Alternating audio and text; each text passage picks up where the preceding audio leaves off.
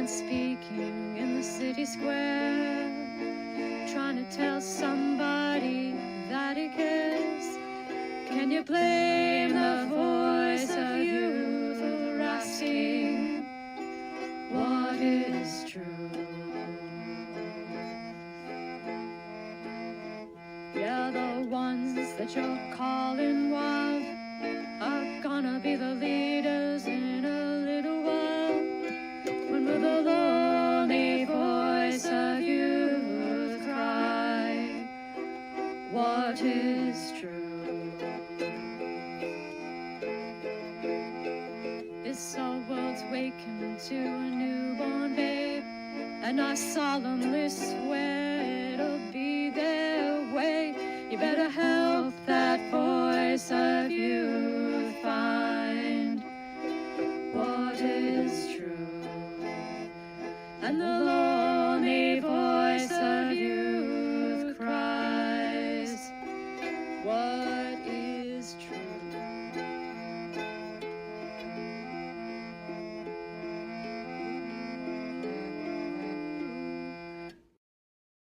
All right.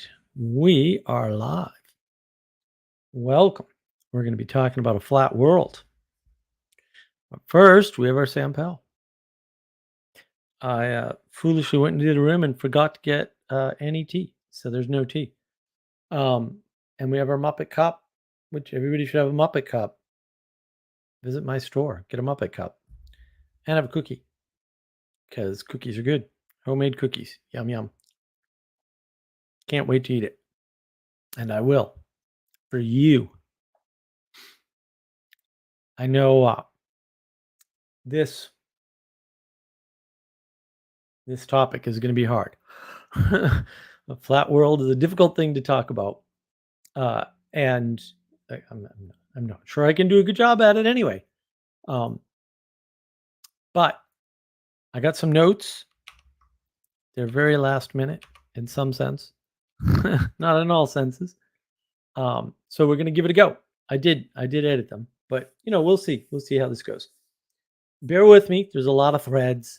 That's part of the problem, right? There's going to be a lot of threads. And is it some of it's probably going to be hard to follow, but I assure you it all makes sense.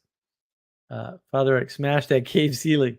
Yeah, well, we could go into the ironies of flat world and Plato's cave all day long, but we're probably not going to do that, at least not in the monologue. And then if you get questions, put them in the live stream. Can't guarantee I'll read them live, but I will read them while I'm on air. I just want to. Usually, I like to get through my monologues. Sometimes I can do both. Sort of depends where I'm at and where y'all are at.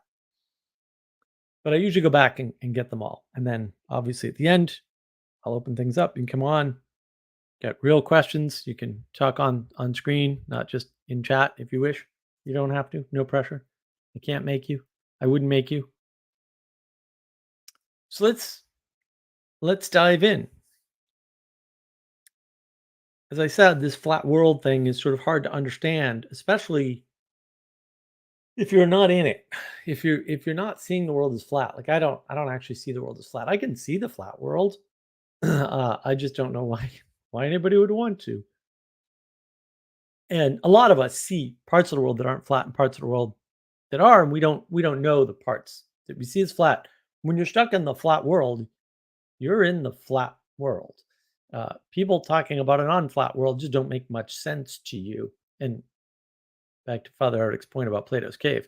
Yeah, it's not going to make any sense. But how does the flat world affect us?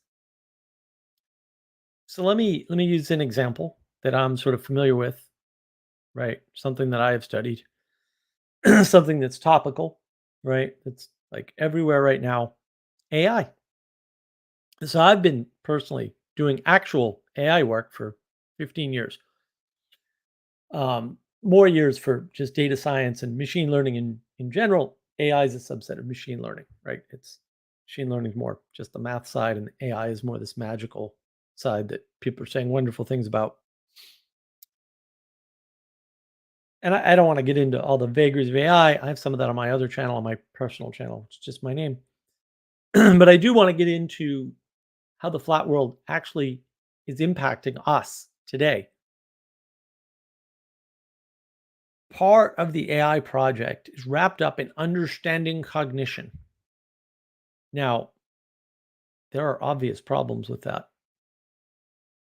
I don't want to get into those obvious problems. I want to get into a more subtle problem. Our current model of the neurons, as we call them, that we use in these neural nets that are sort of the key to AI, is based on a 1970s model of how the brain works. Now, we know that model is wrong. It is wrong. It's a nice, neat approximation, sort of a flattened idea, if you will, of how the brain works with these synapses going off, and that's causing other synapses to go off, and the network fires in a certain order, and then there's all these network effects, and it's wrong. It's totally wrong. Now, stay with me. We use this flattened, simplified model to do really cool stuff. I mean, AI can do some really cool stuff. Some of the stuff with neural nets in particular, really cool and really useful. Most of machine learning is better at the things that AI does than AI is. Whatever, not important. A lot of people call that AI, but AI is more about the neural nets and not about the math stuff that's pure math. But we're now using AI to learn more about not just cognition as such, but how we think, right? And I'm not saying that's totally invalid, right? I'm not saying like, oh, you can't do that and that won't work, or and I'm not saying it's bad, right?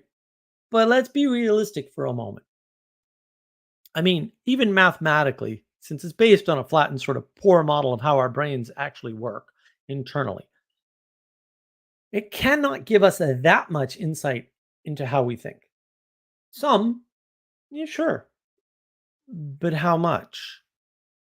I I have no idea. But nothing like all or even most of how we think. That's not likely. It's just based on the complexity alone of, say, the neural net model versus what we know our brains like actually do. Effectively, the complexity of the brain and the complexity of the largest possible neural net are still orders of magnitude apart. Not the largest neural net that we have, the largest possible neural net in a computer, right? Because computers are compressions to binary, and you're re-expanding the binary out to something else. It's an extraordinarily inefficient way to do something. It's also the only way, perhaps. So, fair enough. But it's order of magnitude apart. And look, I'm sorry, they're just order of magnitudes apart, mathematically speaking, right? So, one aspect of the flat world is that it fools us into thinking that we know something more complex from a very simple model. And now we fooled ourselves, or at least many people have, into thinking we know more about, say, the process of thinking or the process of cognition or intelligence than we actually do. And then there's the issue of what if we learned the wrong things? What if we came to conclusions on this flat model that are just incorrect? Hint, we did. And in this flat world, one of the problems you see with AI in particular is sample bias. It assaults us everywhere, right? Because there's just this flood of stuff, flood of information.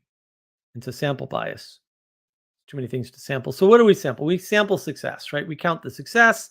We don't count the errors. And we don't account for time because that's hard.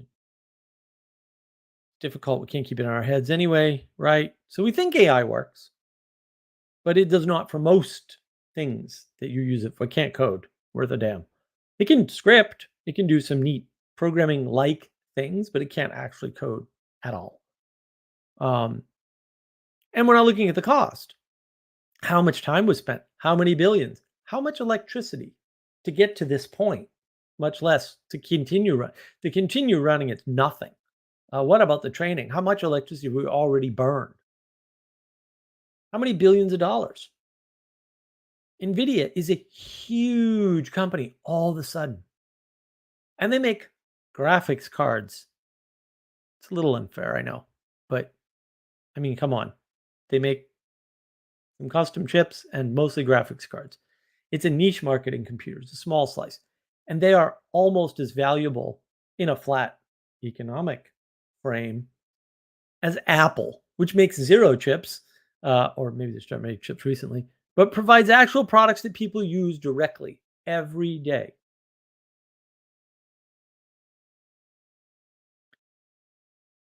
So that's interesting. It's an interesting sort of distortion of the world, if you will.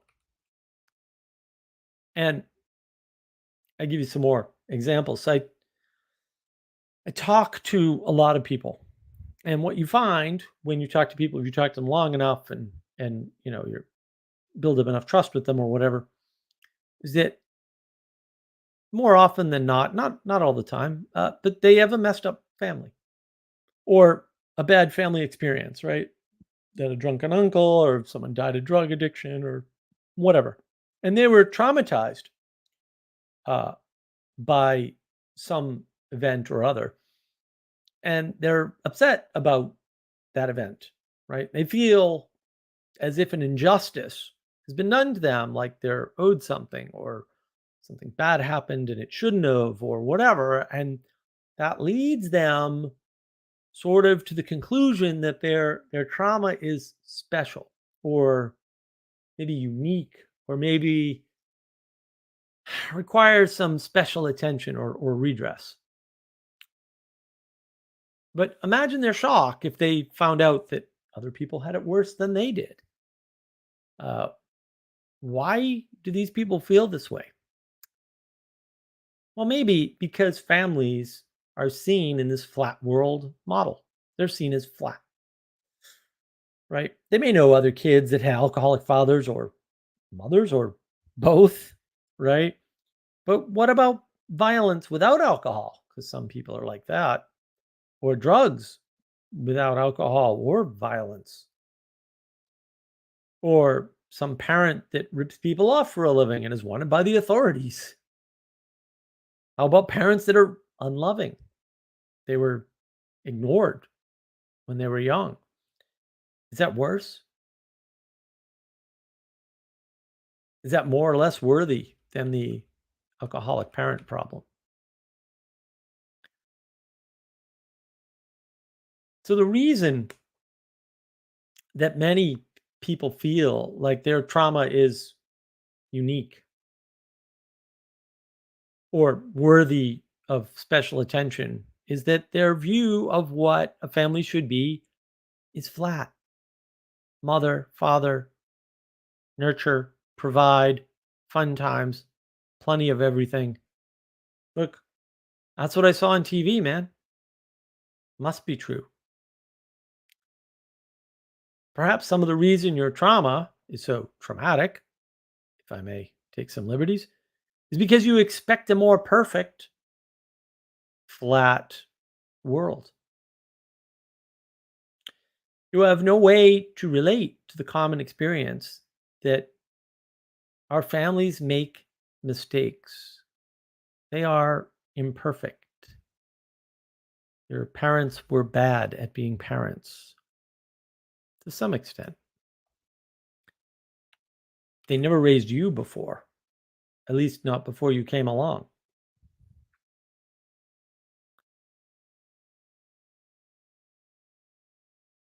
And they're just expecting a more perfect experience when they were younger. That goes into the flattening of time, which I'll get into. That's all part of this flat world. And I don't want to harp on, we'll say, the many ways we have this sort of flat world view, but TV didn't help, or media in general, for those Zoomers who grew up on YouTube.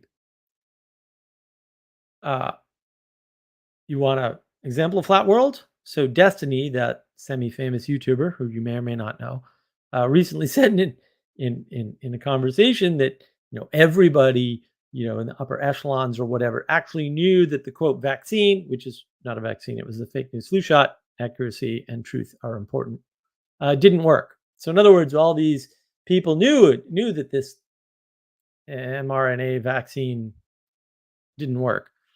This is revisionist history to fit a flat world model. No, that's not true. It can't have been true. You don't know something doesn't work until it's been tried. And until it had been tried, there was reason to believe it could work. And so you couldn't have known that it wouldn't work. That's not possible. That's the proper application of science, by the way. I know no one uses science that way anymore, but different problem. This is what Destiny says, right? And so he's fitting this into flat world model, revising history as if nothing changed. The smoothness of the world across time. But it turns out, guys, fellow Muppets, the world isn't smooth. But we try to exemplify what we see, what we experience, even if we know it's TV or YouTube or a cartoon or fake. I think Jordan Peterson goes into this very well when he talks about Pinocchio and why do you like Pinocchio? Why do you even understand it? It's worth thinking about. How does a flat world affect us?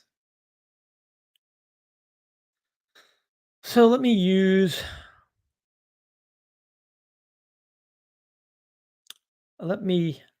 talk about simple things.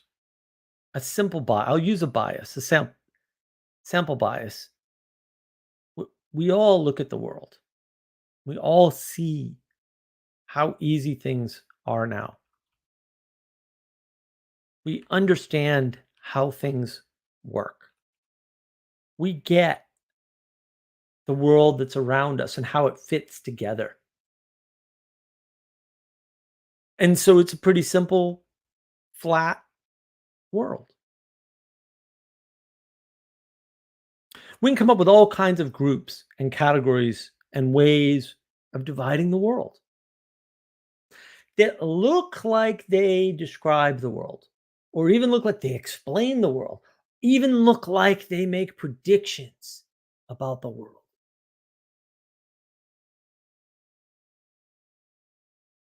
You can divide things politically into Democrat and Republican. And then everybody who doesn't fit, I guess they're libertarians. That really doesn't work too well. You could divide people up into socioeconomic buckets. Wealthy, upper middle class, poor. But that doesn't actually tell you how they vote. I mean, it maps somewhat, but not really well, as it turns out, if you actually look at it, right? You want to know how people are going to vote? They live in the city or in the country. That maps better. There's a lot of poor people in the city. There's a lot of poor people in the country. That doesn't map. Little weird. You could divide people into psychological types, but that doesn't tell you that much about socioeconomic class or how they vote. There's some overlap, right? You can, oh, look, and it could be statistically significant, but it's not good enough. It's not even close to good enough. And it's not useful. You could even divide the world into owners, managers, and workers. But then you'd be a communist. So don't do that. It's another bad binary frame. It doesn't work for anything in the real world. But look, I mean, it seems to, right? Like if you're angry and resentful, communism seems to fit the bill. Why are you angry and resentful? Well, it's not your fault. It's the owners and the manager class. They have you down. Or it's the wealthy people. They're holding you down. They're doing this to you, man. It's sure. It's not you. Don't worry. It's not you. Not you. And why does it look this way? Why do all these frames seem to be getting used? because they're the best you can do in a disenchanted world. That's not to say that everyone using those frames is in a disenchanted world or that every aspect of the world is disenchanted for them. It really depends on how you use things, right? We're back to discernment. I have a live stream on discernment. What you are trying to discern, relevance realization, right? The world is attention. It matters what you pay attention to. If you look across, you're going to see conflict. You're going to see jostling. You're going to see war. You're going to see bad things on the horizon. The horizon. There are always bad things on the horizon. There are always bad things in the past. You can always point to the past, to the bad things. Sample bias. It's harder to look up where the hope is, where the potential is. And sometimes that doesn't help you because you have a bad attitude about it. That awe, that awesomeness, that opening up to being that is awe could turn into horror. But John Vervaeke's excellent point. The world is attention. I heard that somewhere. Maybe the Peugeot guy. How did we get to a flat world? Now, look, I know, I'm sure you know, the world isn't flat, right? So we're not really in a flat, no one's in a flat world. They're not there. But a lot of people are acting as if, right? And that's a better statement of the issue. People are acting as if it's a flat world. Why? Why are they acting that way? Well, when we try to understand the whole world for ourselves, or worse, perhaps even just a part of it, we get a flat world that seems to explain everything that we can fit into our head as an individual. You're not an individual. You have never been an individual. You will never be an individual. You will never have been an individual. There is no possible consideration for you ever becoming an individual. The individualism is tied up in this for sure. But we're told that we can do this. We're told that we can fit it in our head, that we can own it. And that feels good, right? And I've said this before, everything in your head is perfect, man, or at least perfectible. We can fix problems there pretty easily in our head. I fix problems in my head all the time. It doesn't seem to translate as well when I try to fix them in the world. But, but to build a world like this that fits inside our head, we have to kind of like exclude some details that would otherwise enchant the world. And look, now we have an ideology. I think that's really what an ideology is. It's a flat world, right? Where else do we see this flat world phenomena? Children have a flat world. Children will reinvent things like Marxism. They'll actually quote Karl Marx, having read not a line of him. Weird, huh? It's almost as if Karl Marx was a child. Hint, he was. They think that other kids should have to share, not them, not them. Mostly, sometimes, because they can see a toy that they want to have, and the other kid's not using it, so why can't they have it? Fair.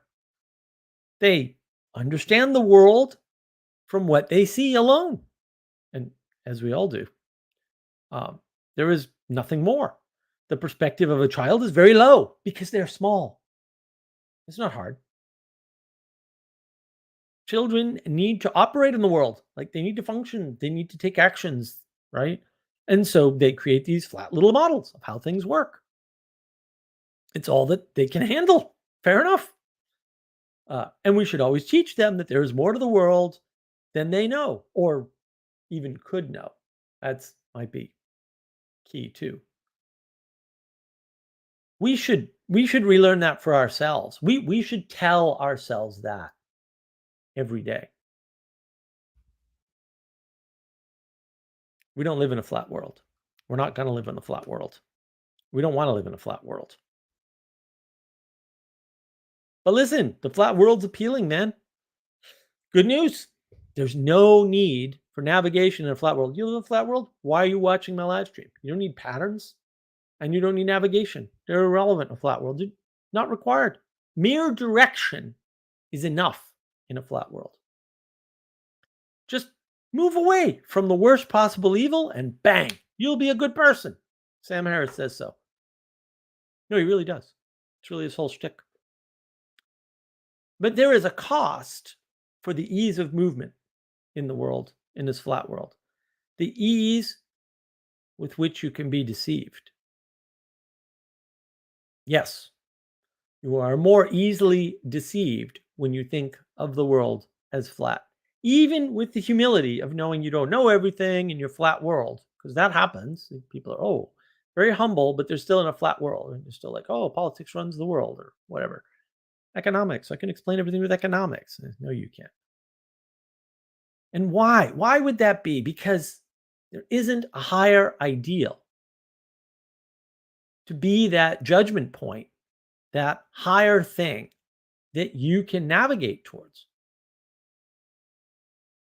Relativism rules, and it's all you have. You don't have anything. You can deride the relativists. You can say, they're just relativists. Look, man, they're children and they're stuck and they're in trouble. And relativism isn't wrong. It's just incomplete. It's necessary, but insufficient. And it's hard to tell good from bad, evil from ordinary, consequent from unfair. But look, the signals are still there and unconsciously moving you. But now you don't know it because you live in a flat world. You don't see that underneath your psyche, underneath your consciousness. You notice all these people talk about consciousness. They don't talk about unconsciousness. They're like, Freud and Jung. They both were big on unconscious and subconscious. They just use different terms for the same concept. They knew this, by the way. They knew each other. It's cool. They were friends until they were enemies. Story as old as time. A true story.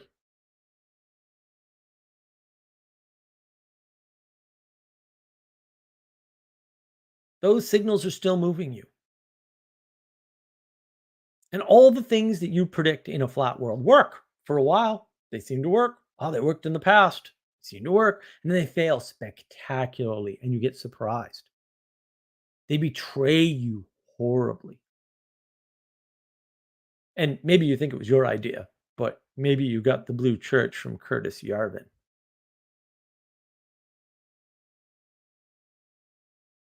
And now you're betrayed. But that can't be your fault, or maybe even Curtis's fault, because he's a smart guy. He sounds good.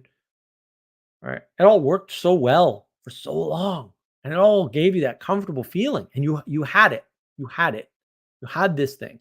So it must be something else outside of the model or maybe it's inside the model that you just couldn't see because aliens or politics or economics or rich people or some new variable some smart dude on the internet just gave to you. Awesome. Awesome. I can still feel smart even when I was wrong. The flat world gives you quite a bit of righteousness. Bad word for secularists, I know, but makes you feel pretty damn good. Because it's not your fault that model didn't predict thing or the thing that it predicted didn't happen.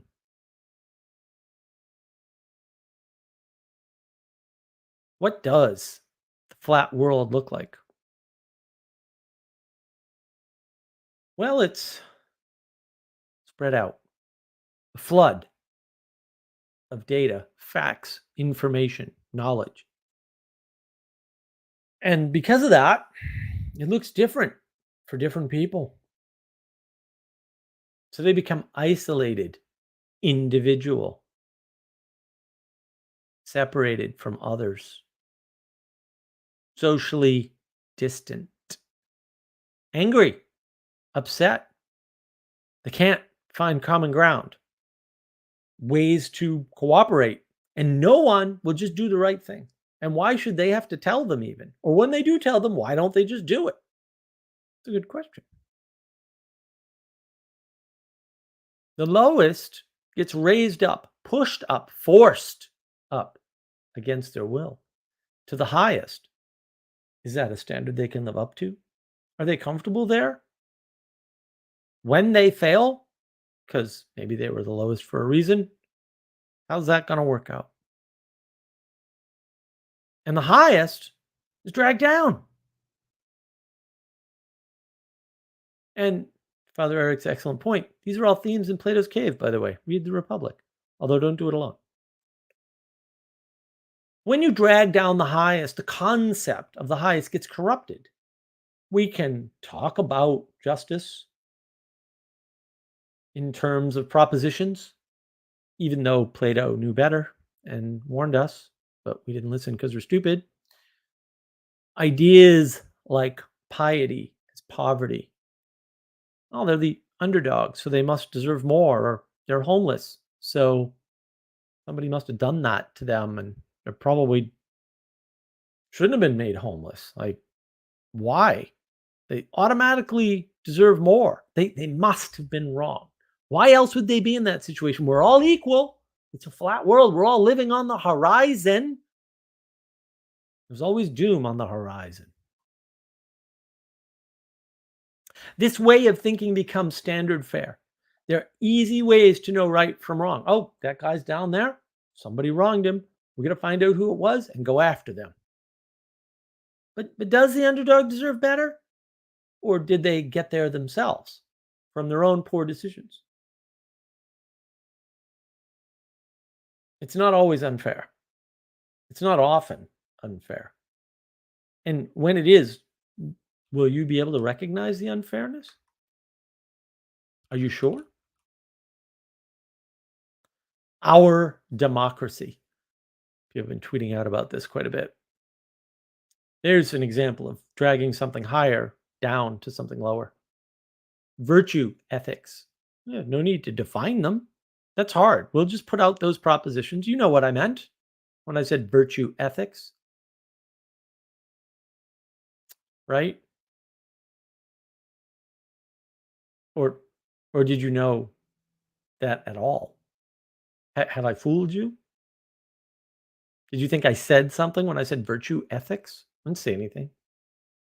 Whatever you think of virtue ethics, it wasn't what I was thinking. I can guarantee you that. But at least everything's equal now because we're using the same words. But that's the discernment you lose in a flat world. There's no room for virtues and values above us. There's no room below us for the unconscious. That which rises up from underneath constrains us and controls us. That unconscious. That may sound counterintuitive, but it's a more important way to think about it in many, many ways. The good news is that the perfect is easy to attain in a flat world. Just be nice. Women are always going to do the right thing and vote against war. Men, they always do bad thing and they're always violent and they're always making a mess of things. The bad news is that if you aim for the simple world for perfection, you'll end up being disappointed, betrayed, angry, resentful. And all of this will continue to blind you in the world that is enchanted. It'll blind you to the richness, to the up and the down, to the cyclical nature of the world, to the change over time, to the concept of depth itself.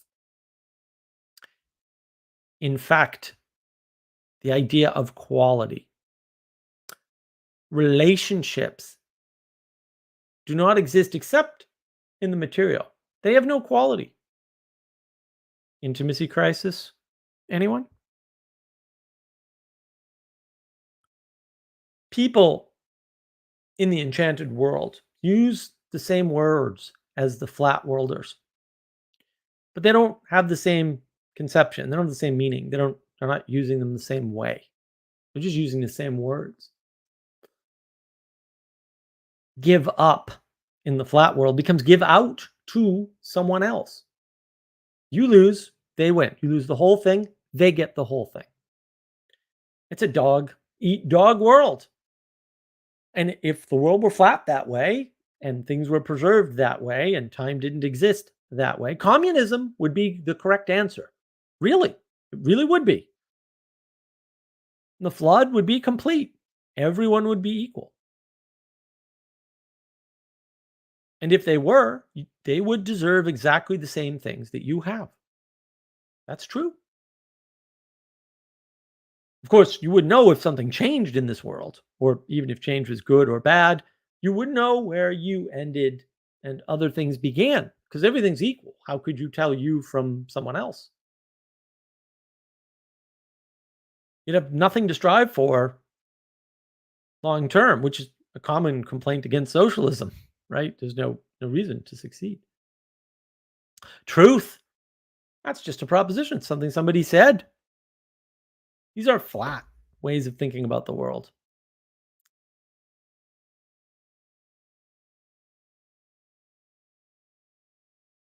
Or is truth something higher?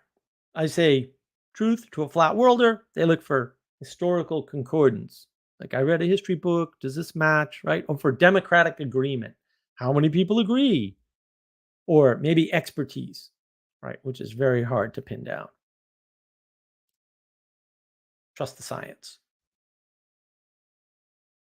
They're not looking for something higher that binds, something beyond the material, something above that we have in common, where we can, despite our numerous differences, meet. We cannot meet down here. We're too different in a sense. We don't even see the same number of colors on a spectrum of colors. That number varies by a huge percentage. Did you know that? I did. Of course, Sally Joe reminded me the other day. Thank you, Sally. There's lots of ways. And some people are color blind. They definitely don't see as many colors as I do. Some people like Sally are freaks and they see way more colors than could possibly exist. Probably all in their imagination. I know because my view of the world's obviously correct. Because I have it. It's mine. It's comforting. Nice. I can predict everything. It's great. All of the things that we have in common, all the ways in which we are alike as human beings are above us. They're higher than us. They're abstract. They're up there. They're not down here. They're up there. Not everybody can wear a pirate outfit and pull it off with a Hawaiian shirt. Just me. Me. We can talk about the good, the true, and the beautiful. We have a lot in common there. No pirate outfits, though. I'll stay down here where I'm unique. The worst part about the flat world is the flattening of time itself. And once you look, I think you'll see this everywhere because it's everywhere.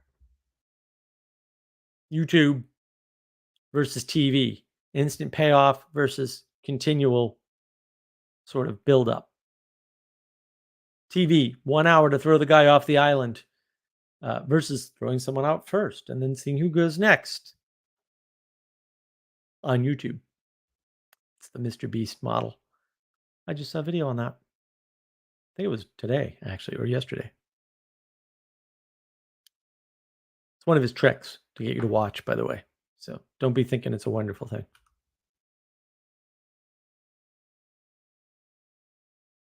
Looking at the outside of things, the results, and inferring what happened and how it works. You weren't there. Time passed, things unfolded. Or just seeing the end results and not realizing all the work, all the time, all the effort, all the thought, all the mistakes that went into the thing. And not just over time, as in how long it took, but also the appreciation for the infrastructure. So let's take something like electric cars. On the surface, you can say, look, all you have to do is build electric cars and people will buy them. Well, it's a little more complicated than that. You can't just build an electric car. It's not like you're building a car and swapping out the motor and transmission for a direct drive motor and a battery. Pretty good analog, actually. Don't need a transmission with a direct drive motor. You don't need a motor with a battery with a direct drive motor. But you need the battery with the motor. You don't need that in a combustion car. But also, you need fast charging. Like, it's just not practical if it takes 8 hours to charge and only goes 80 or 100 or 200 miles, which is what they really go, by the way. Don't believe this 400-mile range garbage. So you need infrastructure around that. First, you need the infrastructure to build the batteries. Then you need the infrastructure to build super efficient motors, because Tesla motors, super efficient, are awesome, by the way. You know anything about motor technology, look at the Tesla motors. Whoa, there's some cool tech in there. Dyson's got some cool motor tech too, but he doesn't do electric cars as far as I can tell.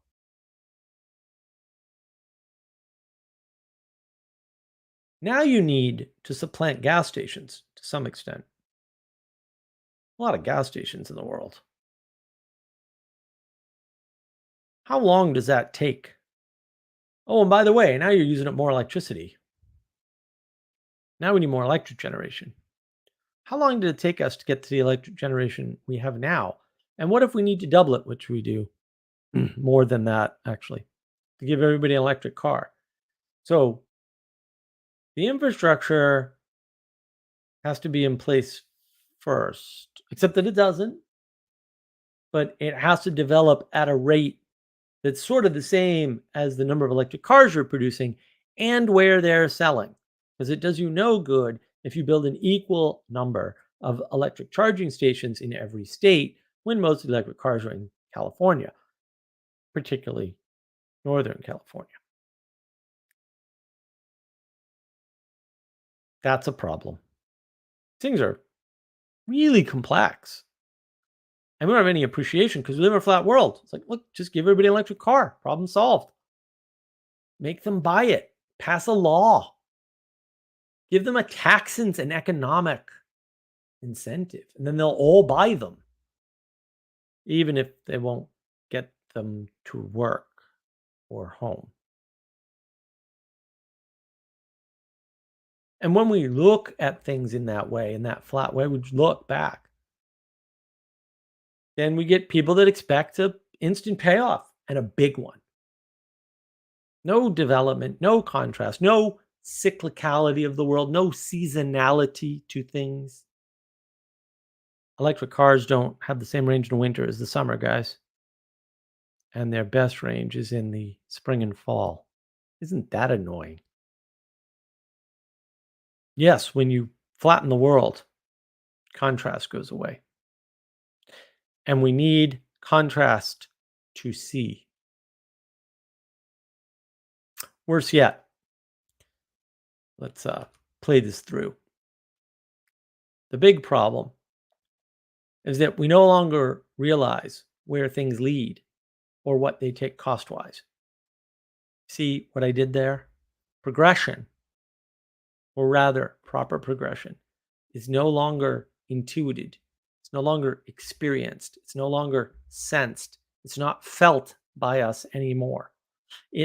This removes it from our experience, or at least our ability to communicate it in our experience. We can't talk about our journey to becoming a programmer anymore because we don't remember it that way because it's been trained out of us to some extent. Thanks, TV. We've reduced the world, all the things, to propositions. And now we cannot explain the most important and interesting things that happen in the world. The miracles. And what about children? I keep mentioning children. And what do I mean? No, really.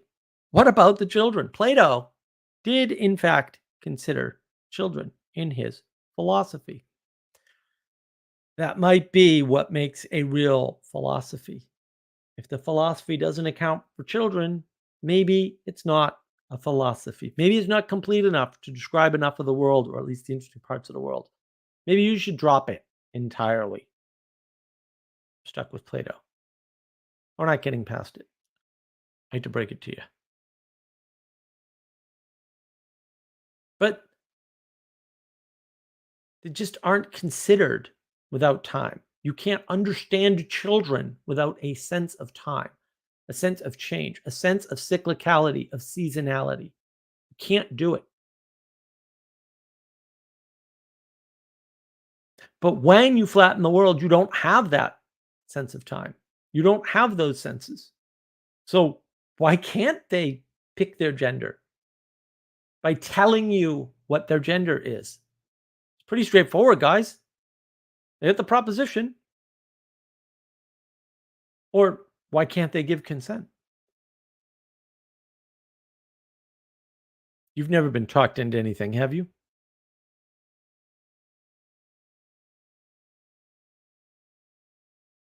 You don't know how to talk children into things, do you?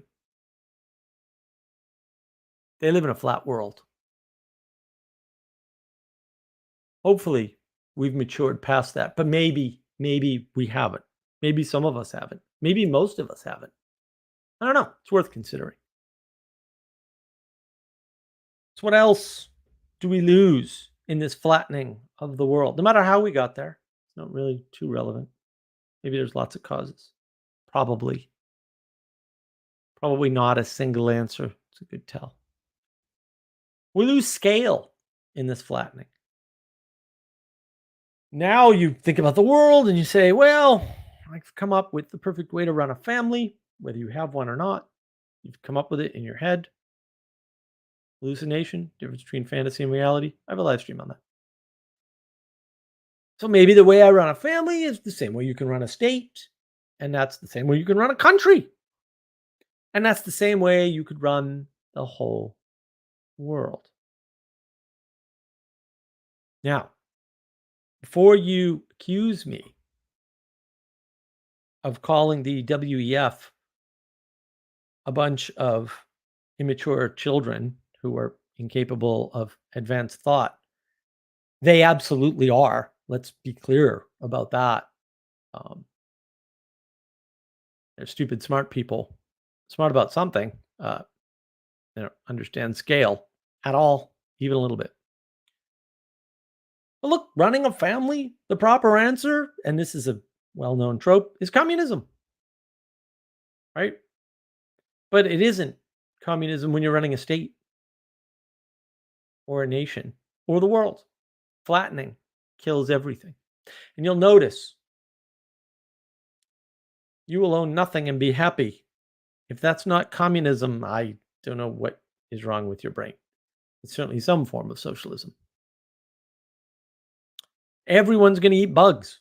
No variety in the diet whatsoever. It's a flat world. It's smooth. It's the same for everybody. It's great. It's all equal. Why wouldn't you want to be equal? I don't want to be equal to anybody. I'm not equal to you. I'm sorry. I have a YouTube channel and you're watching it. We're just not equal. I'm not saying you don't have a YouTube channel. You couldn't have a YouTube channel. Your YouTube channel isn't bigger than mine. I'm saying that it wouldn't matter. We're not the same.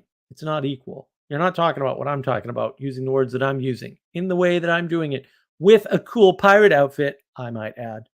It's not happening. It's only happening here. I'm unique.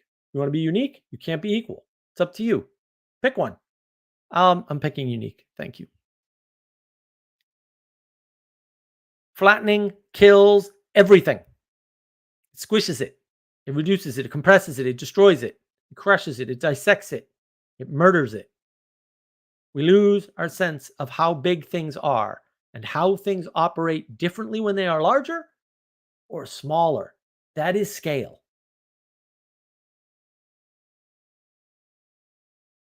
The way a car works to you is different than the way a car works to a guy at a car plant who sees hundreds of cars per day, probably.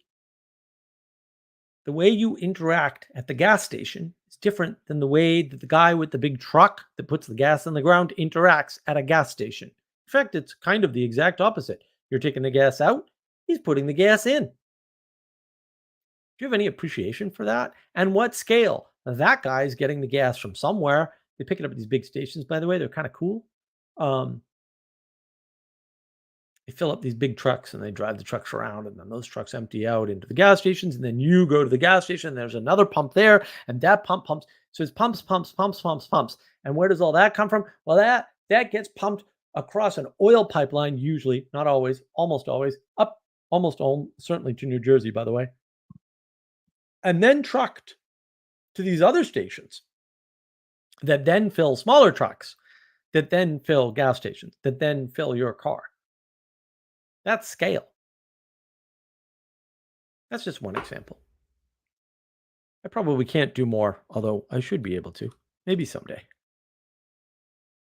Everything's like that, too, by the way. Everything you interact with, scale.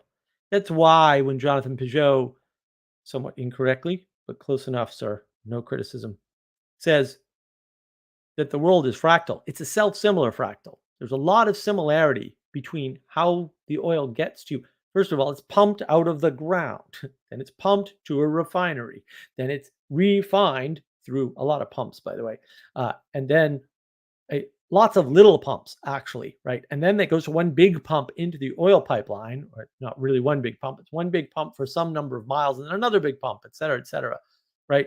And then it gets pumped into this big truck. And then that big truck pumps it into the gas, the gas canister, the giant gas canister underneath your gas station that you drove over to be in the gas station, usually. Not always, but usually. There's a little access ports. Yeah, that's where they fill up the gas. And then you pump the pump into your car. And they meter that and bill you way too much money. But whatever. Actually, for a while, I don't know if this is still true, gas was the cheapest liquid you could buy. For a while, it was milk by the gallon. So gallon of any liquid cost you more than gas. Pretty amazing. A little bit of gratitude, please. And you want an electric car, huh?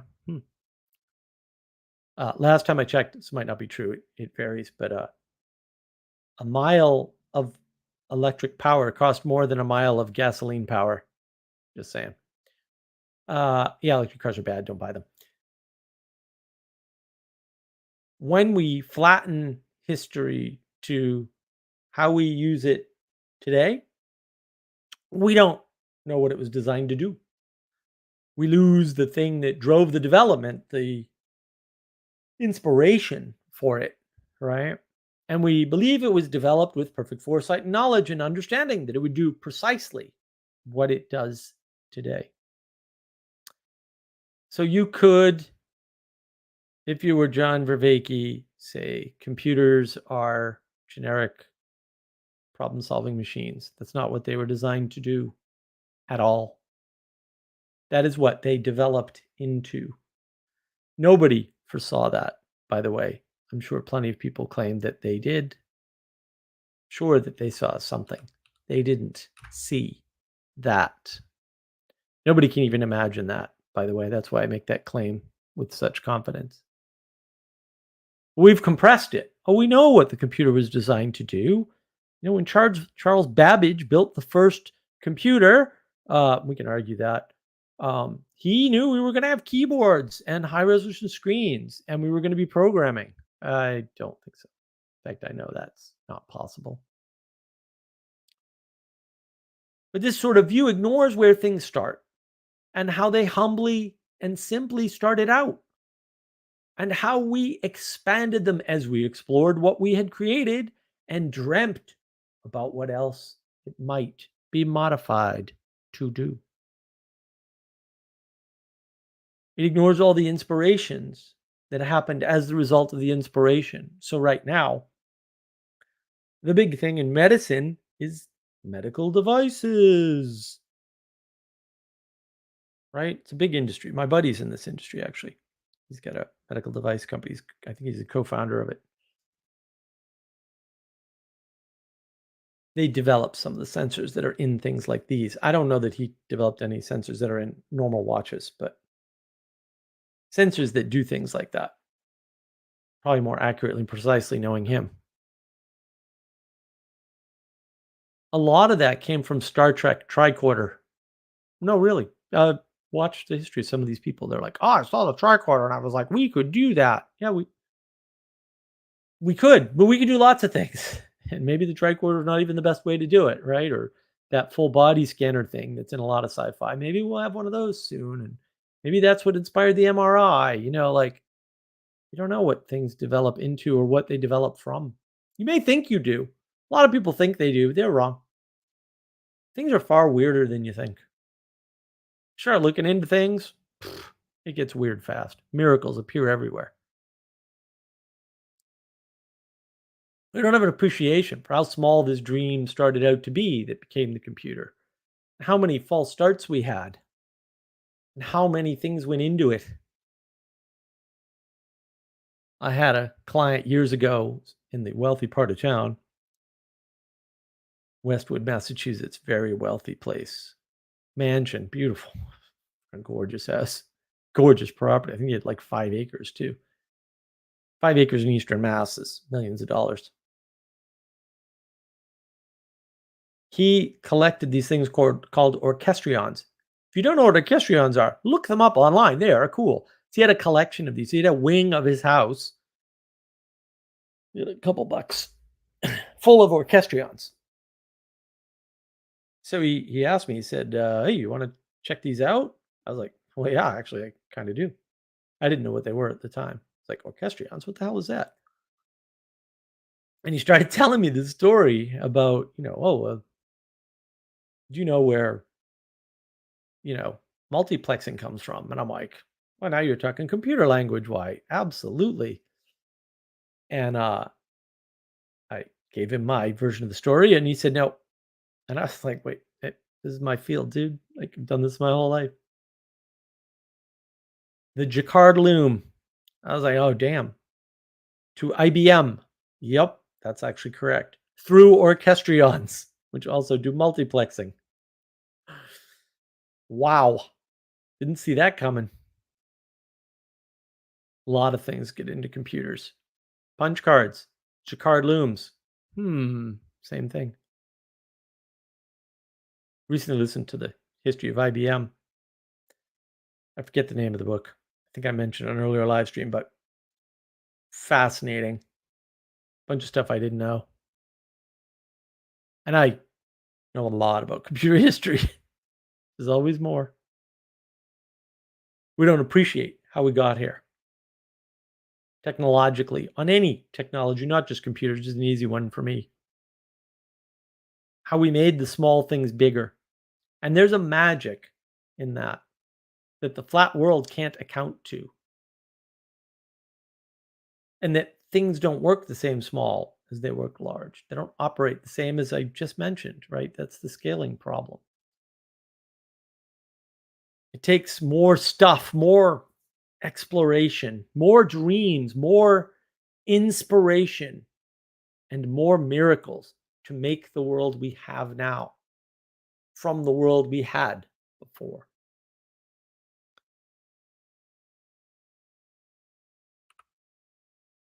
So, why do people stay in the flat world?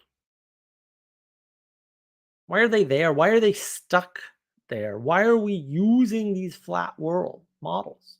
What's going on? You have to consider until you've been up, you cannot imagine what it's like. You can imagine something, but it won't be what it's like. You are missing information, and you have no way to realize that. You don't know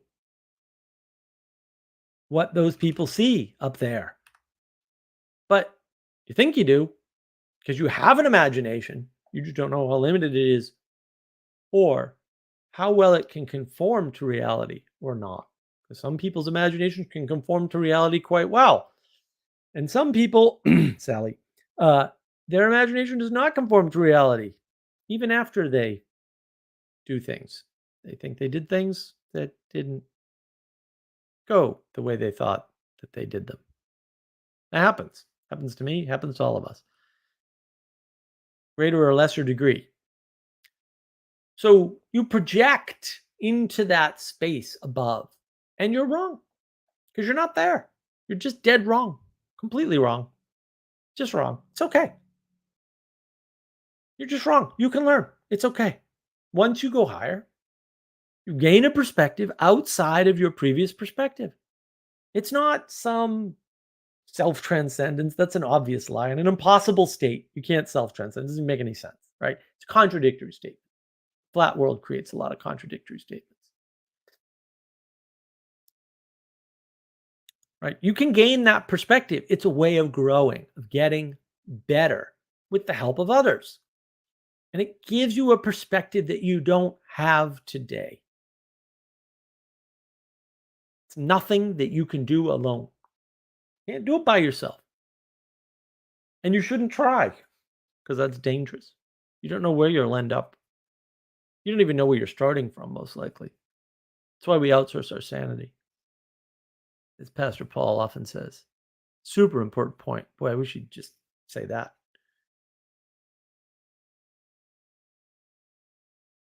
But look, you must participate. You must be open, ready, willing, and able. And sometimes one of those things is missing. You see, it's not a flat world. There isn't just one magic solution to fix the problem. We're in a flat world. We just do this and we're out of the flat world. No. That's a good tell for flat world thinking. Single answers to complex issues. Oh, you want to understand grief? Well, there's 7 steps. Bullshit. If you haven't looked down from above, what is the appeal of even trying to get above? You don't know how good or bad it is. It could be bad. Sometimes it's awful. Seeing all little flat worlders bumping their heads into the red brick wall of reality. I just use that term all the time. And you watch them hit their heads again and again and again. You're like, dude, what are you doing? I'm like, I have no choice. And you're like, no, you kind of do. But they don't. So it's not all puppy dogs and rainbows being up there. And is there an appeal for somebody in the flat world to go up? I think not. I mean, they got to go up, and that's hard. That's really hard. Why do I want to spend all that energy? And certainly they can't understand. They can't understand that reason. They have their smooth, easy, perfect, single answer world. Problem, solution, problem, solution. And what more can you offer them than that? Fair enough. No wonder they don't want to leave.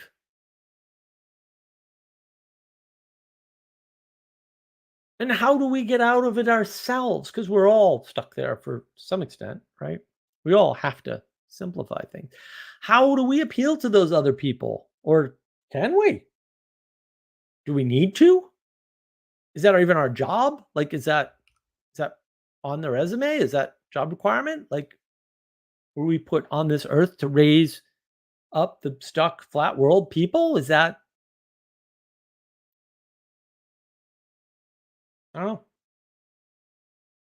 I mean, certainly have to try something. One thing I certainly learned from the Symbolic World Summit, we need more quests. And look, participation is not a flat world, but it's still too flat. Participation alone is not going to save us, but it is going to help. Like, it's still not optional, right? It's necessary but insufficient. Conversation is flat. It won't save the world. Beauty, viewed by flat worlders, will not, sadly, save the world. I'm sorry, Neil. I really am. It's a great song, though. I still love that song. Beautiful vocals in particular.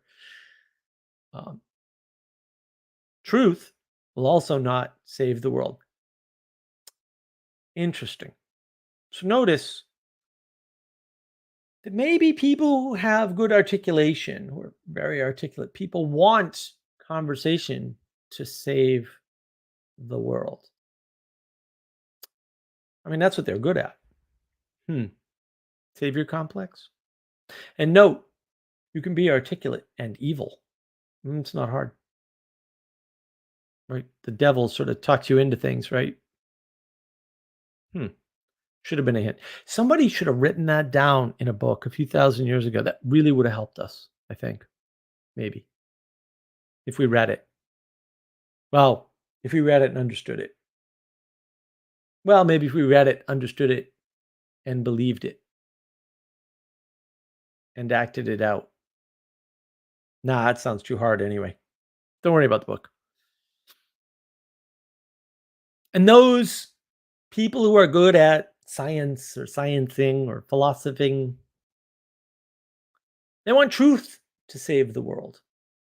Why wouldn't they? They think they're good at truth. Science doesn't give you the truth, by the way, but they think it does for some reason, even though they're wrong about that. And they used to know that as scientists, but they've lost the knowledge. There's a lot of lost knowledge. Notice a trend? You need the goodness. You need the good. You need all three. The enchanted world means you need all three. Doesn't mean you don't focus on truth and on beauty and on goodness by themselves, because you need all three, but also stop thinking any one of them is going to get you there. And maybe goodness is enough to not destroy the world. I don't know if that's true. It sounds like it might be. That would be wonderful. We could just all aim for the good, but we still need discernment. Because without discernment, we don't know where we're going. We don't know what progress is. Hitler was a progressive. Sorry, he was. Look it up. Progress is not good. Right? Goodness is good. Truth is not good. Truth is true. Beauty's not good. Beauty's beauty. A military parade, as Sally Joe has told me many times, is beautiful. You ever see a hydrogen bomb? Amazingly gorgeous. Highly destructive. Probably not good. Could be good. Could save more lives than it wrecks. Don't know if that's good, but that might be good. I'm not sure. Discernment.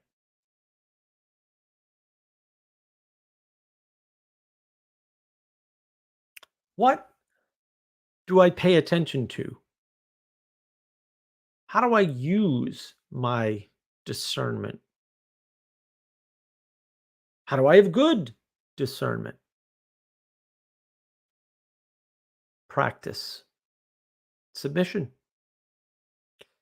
Pick your authority and go with that imperfect authority, because you won't find a perfect authority anyway. You might as well pick one where you're like, oh, that guy's not good at this, and okay. That's way better than picking an authority and thinking he's perfect. Even if it's not the most perfect. That's the same rabbit hole with a different name. You fooled yourself. Outsource your cognition, your personal cognition, to others. You've been doing that anyhow without realizing it, especially in the flat world, right? Might as well be deliberate about it so that you recognize the trade-offs that you are making and you can accept them. To avoid being angry, resentful, and depressed when you are betrayed, because you will be betrayed. You'll be betrayed by your family, your friends, your body, your computers. Memory corruption today almost ruined all the notes. Managed to fix it because I'm wicked smart. Advantage of being from New England, you can be wicked smart. Unless you're from New England, you can't be wicked smart. It's a trade-off. I know Windows 11 is a piece of garbage, but got to deal with it. So I do. Don't start with the Linux thing. I run more Linux than you do. Don't worry about it. Still need Windows. Still going to betray me. So is Linux. Linux betrays me all the time too. So not a great solution. Maybe a better solution. Maybe not even a good solution. But everything's like that. Everything in the material is going to decay. Entropy is real. Entropy is true. Everything will betray you. You will betray you. And you'll betray others too, by the way. So that sucks. You'll do it without even realizing it. Ha! That's how much of a muppet you are. Make sure your authorities push back on you. Tell you when you are wrong. You need that negative signal. You cannot grow without negative signals. You don't want to be Sam Harris. Oh, I got off of Twitter and now no one pushes back against me and I have a wonderful, happy life. Really? If others don't tell you when you're wrong, you can't strengthen your discernment. If you're not out in the world participating, acting, experiencing, you can't strengthen your discernment. Doing that is going to hurt. You're going to make mistakes and you're going to suck. Things are going to go horribly wrong. You're going to be betrayed. You're going to find your own betrayal and the betrayal of others. But without that, you can't strengthen your discernment. Don't go all in. Do it a little bit at a time. Don't try to start a multi-million-dollar company to figure out how to destroy companies. Start small companies and destroy them. It'll cost less. That's what Elon Musk actually did, by the way. So, little hint.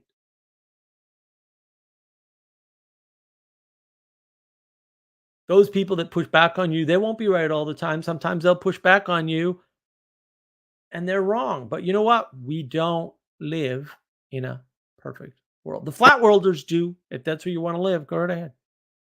But it's better than the solipsistic, narcissistic bullshit that you are getting now. Go be with the people who want the best for you, who encourage you, who are happy when you do well, who are sad when bad things happen to you, who will sacrifice their comfort for your betterment. And do that for others, even though it sucks and people will hate you for it. Sometimes they may get over it, they may not. You may lose them as friends. And why should you do this? Why should you suffer with imperfect authorities? Why should you suffer in imperfect institutions? Why should you struggle up to get a higher perspective than you have today? Why should you have people push back against you? And why should you push back against them and risk the friendship? Because the world needs you to be better.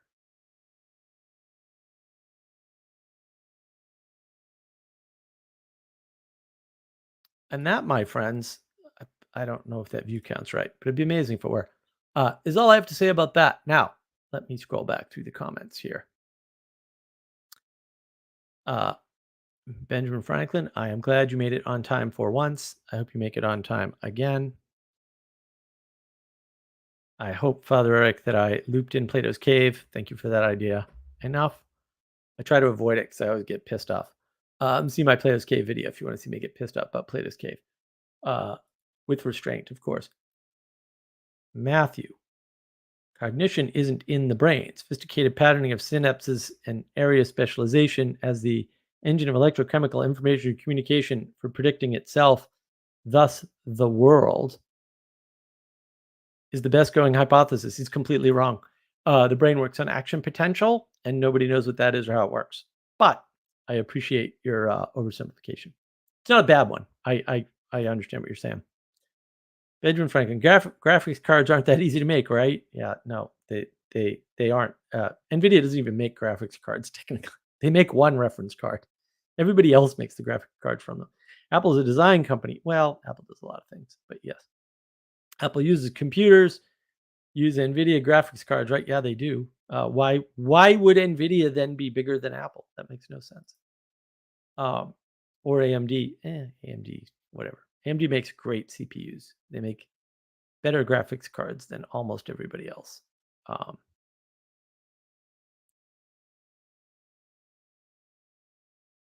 Nick, I'm not going to read any of those. I'm sure they were all great in a moment.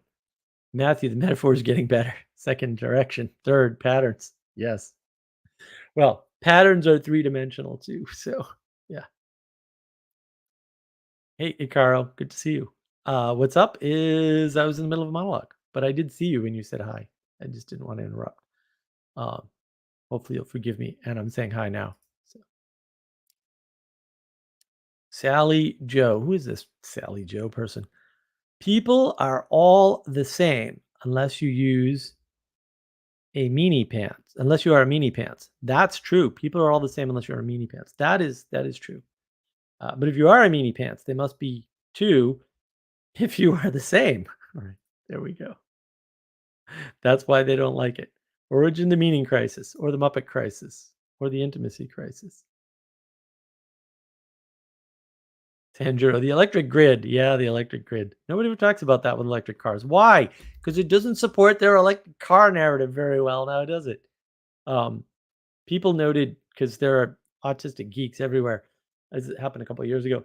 They noticed that if you gave every single person in Texas an electric car, we don't produce enough power in the United States to power them all. That's just one per household. And that's just Texas. Texas is a big state, but still, that's just Texas. Not a very practical solution.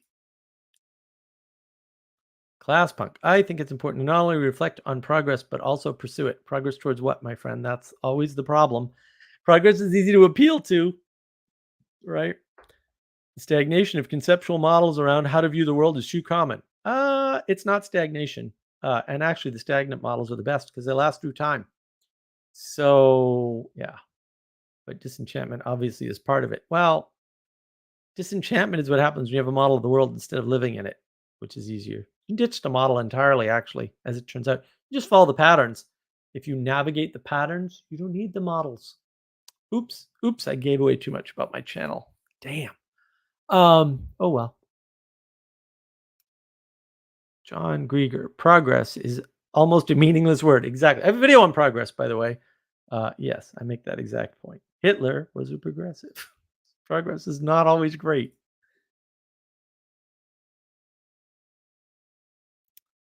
Sanjuro, betrayal from Tron. Yes. Rimsler.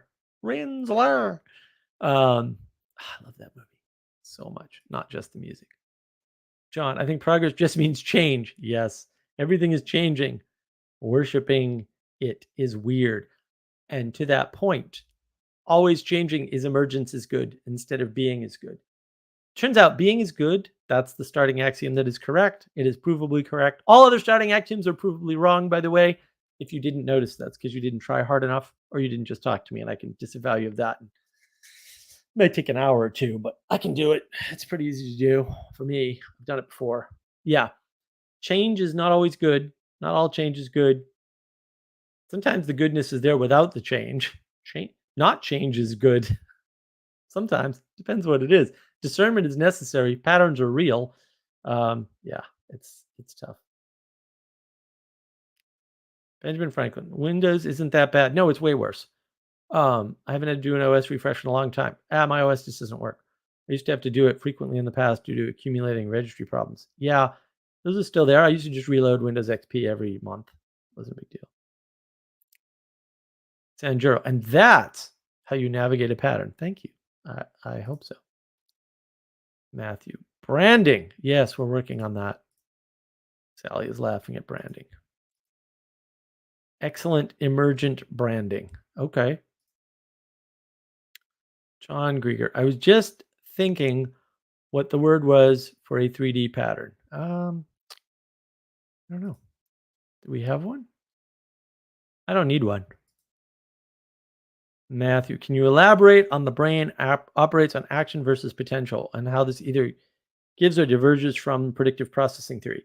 Predictive processing theory, it's not wrong. It's just like 1/10 of what's going on, right? So I think it was in the 1960s, Matthew. They did an experiment, one of the first early brain experiments. You're doing some open brain surgery or whatever they call that. Not trepanation. That's older brain surgery. The ancients had that down. Trepanation's cool if you haven't looked up trepanning. It's freaking awesome. Not recommended, but people still do it. So there you go.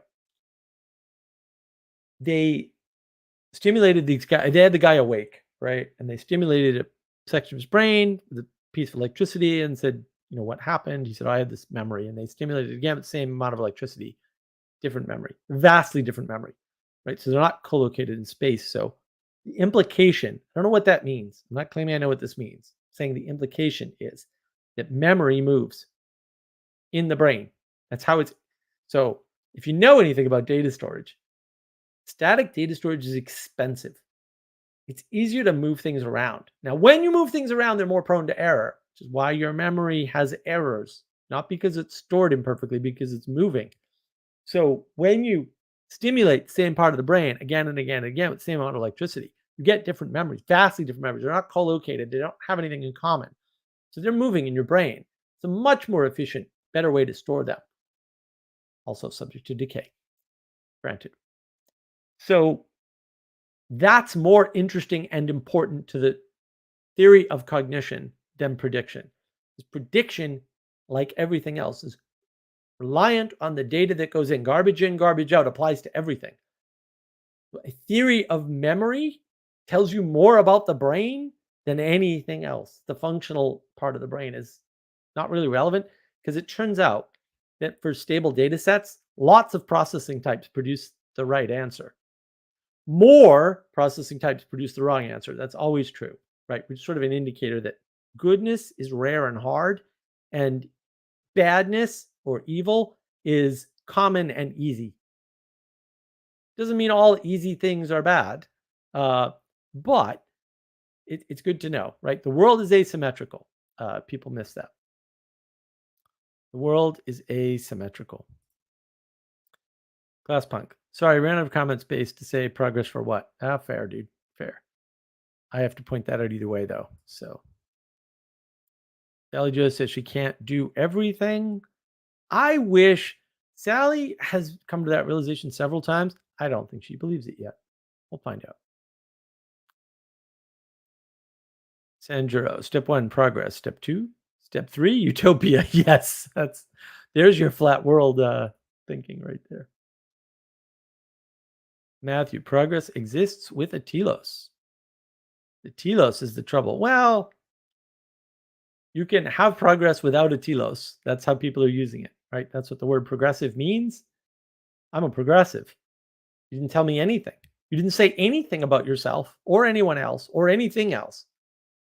Did you notice that when people say they're a progressive, they didn't say anything at all? They actually didn't tell you anything. They conveyed no information into your brain. I'm going to do a video on this. I've been working on this for years. How do you convey to people how they're being fooled by stupid word games?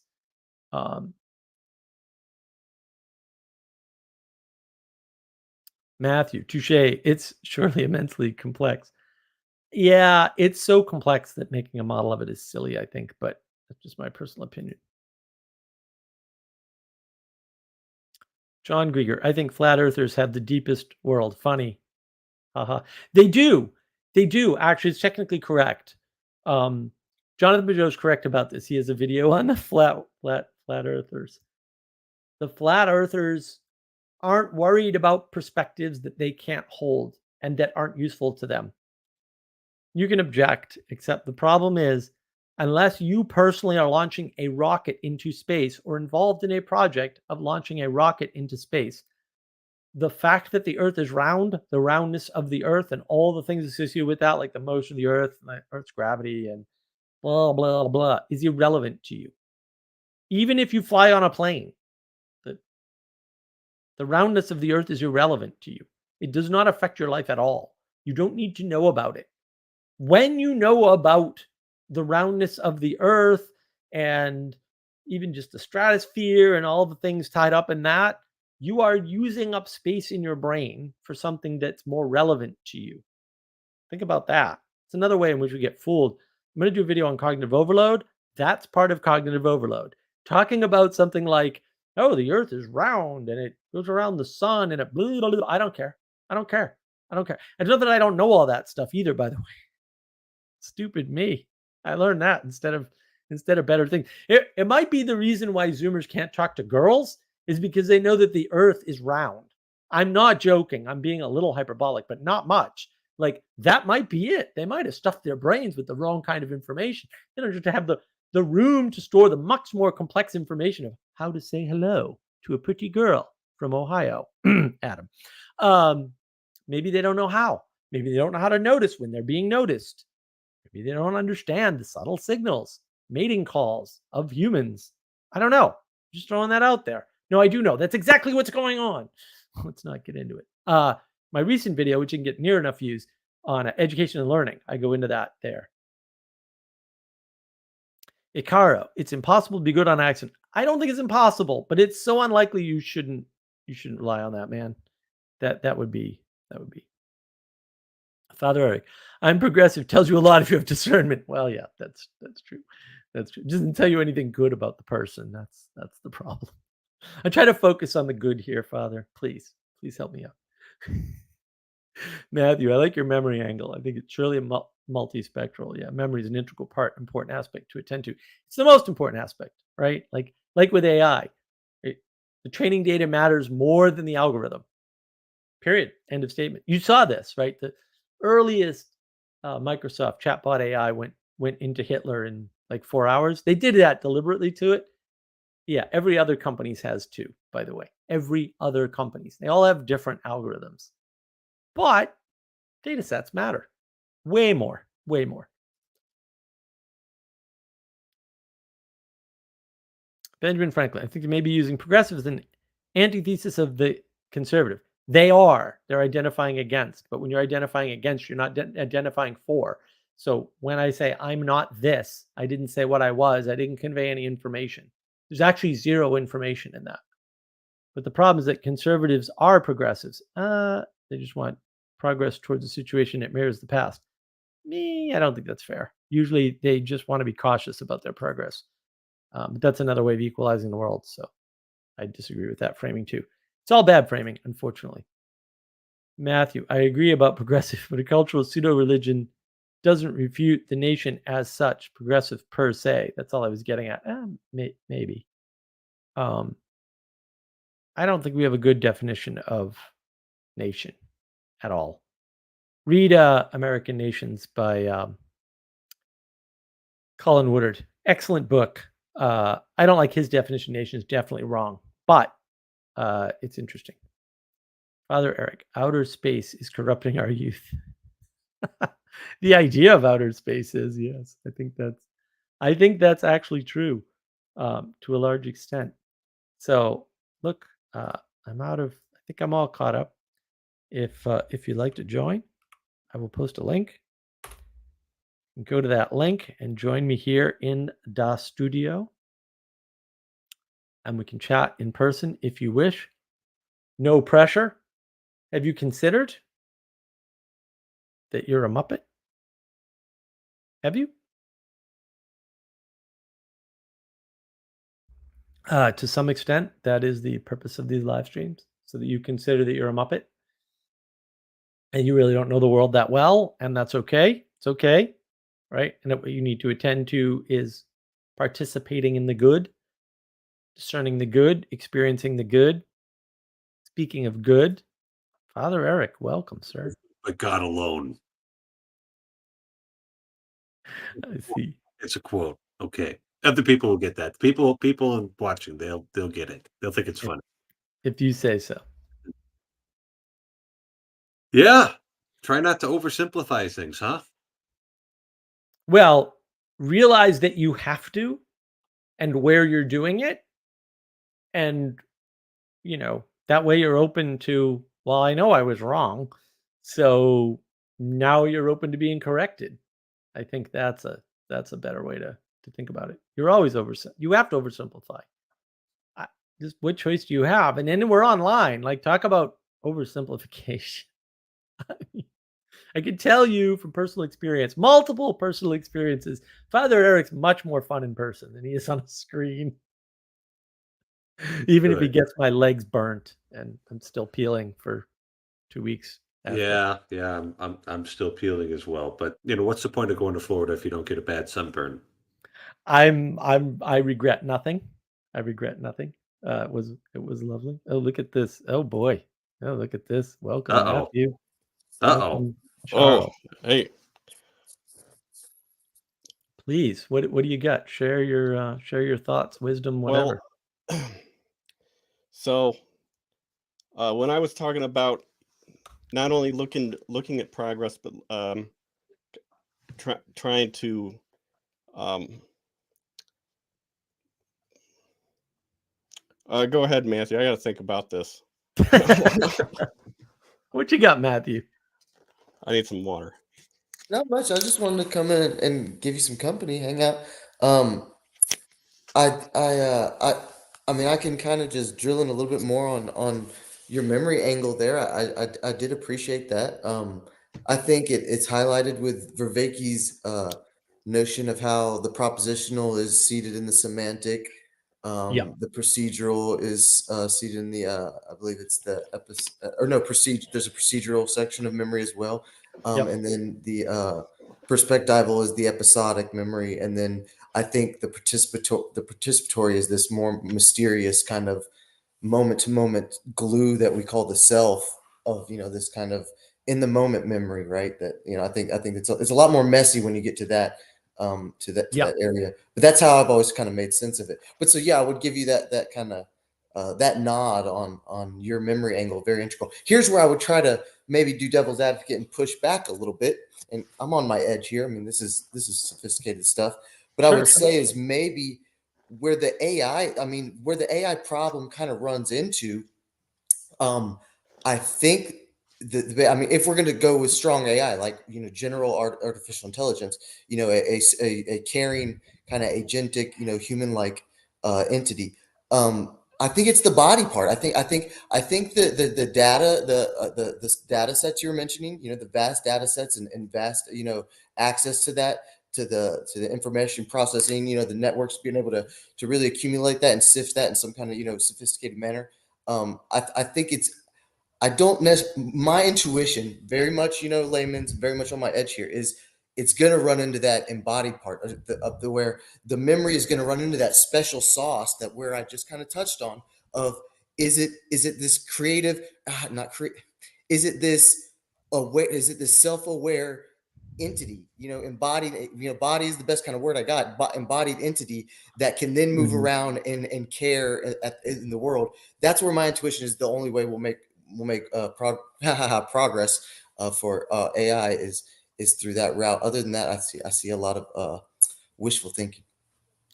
Yeah, well, I think it's all wishful thinking. I mean, I think I was listening to John, this is probably about a month ago, I think, with the video. John was talking with DC Schindler and Jonathan Peugeot on Climbing Mount Sophia, which is Ken Lowry's channel. I think Ken Lowry's two different people because on Twitter he says weird things and his channel is great.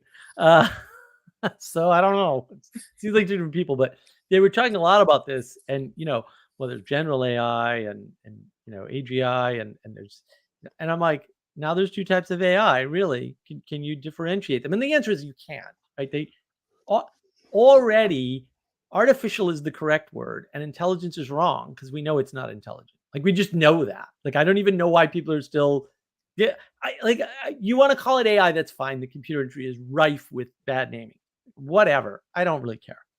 But when you break it down and try to argue, oh no, the intelligent part is real, but the artificial is wrong, which is what John was doing. I'm like, that's completely backwards. The intelligent part is completely wrong, not even close. And the artificial part is completely correct. It is definitely like we artifacted it. He tried to differentiate it by, manipulating the word artifice in a different direction from artificial. That's all he did. Dude, it's the same root word, buddy. Like you think you did a language trick that you definitely didn't do. I'm sorry. It's definitely artificial. Definitely. There's no question about it. He said it was self-organizing. Okay. I don't know who he's talking to. I've built neural nets. They do not self-organize at all. They need constant correction and tuning, right? Oh, it's worse. It's way worse. So when you actually code one of these things from scratch in C, as I have, or in Python, fair. C is way better, by the way. When you do that, I have the book. It's over there.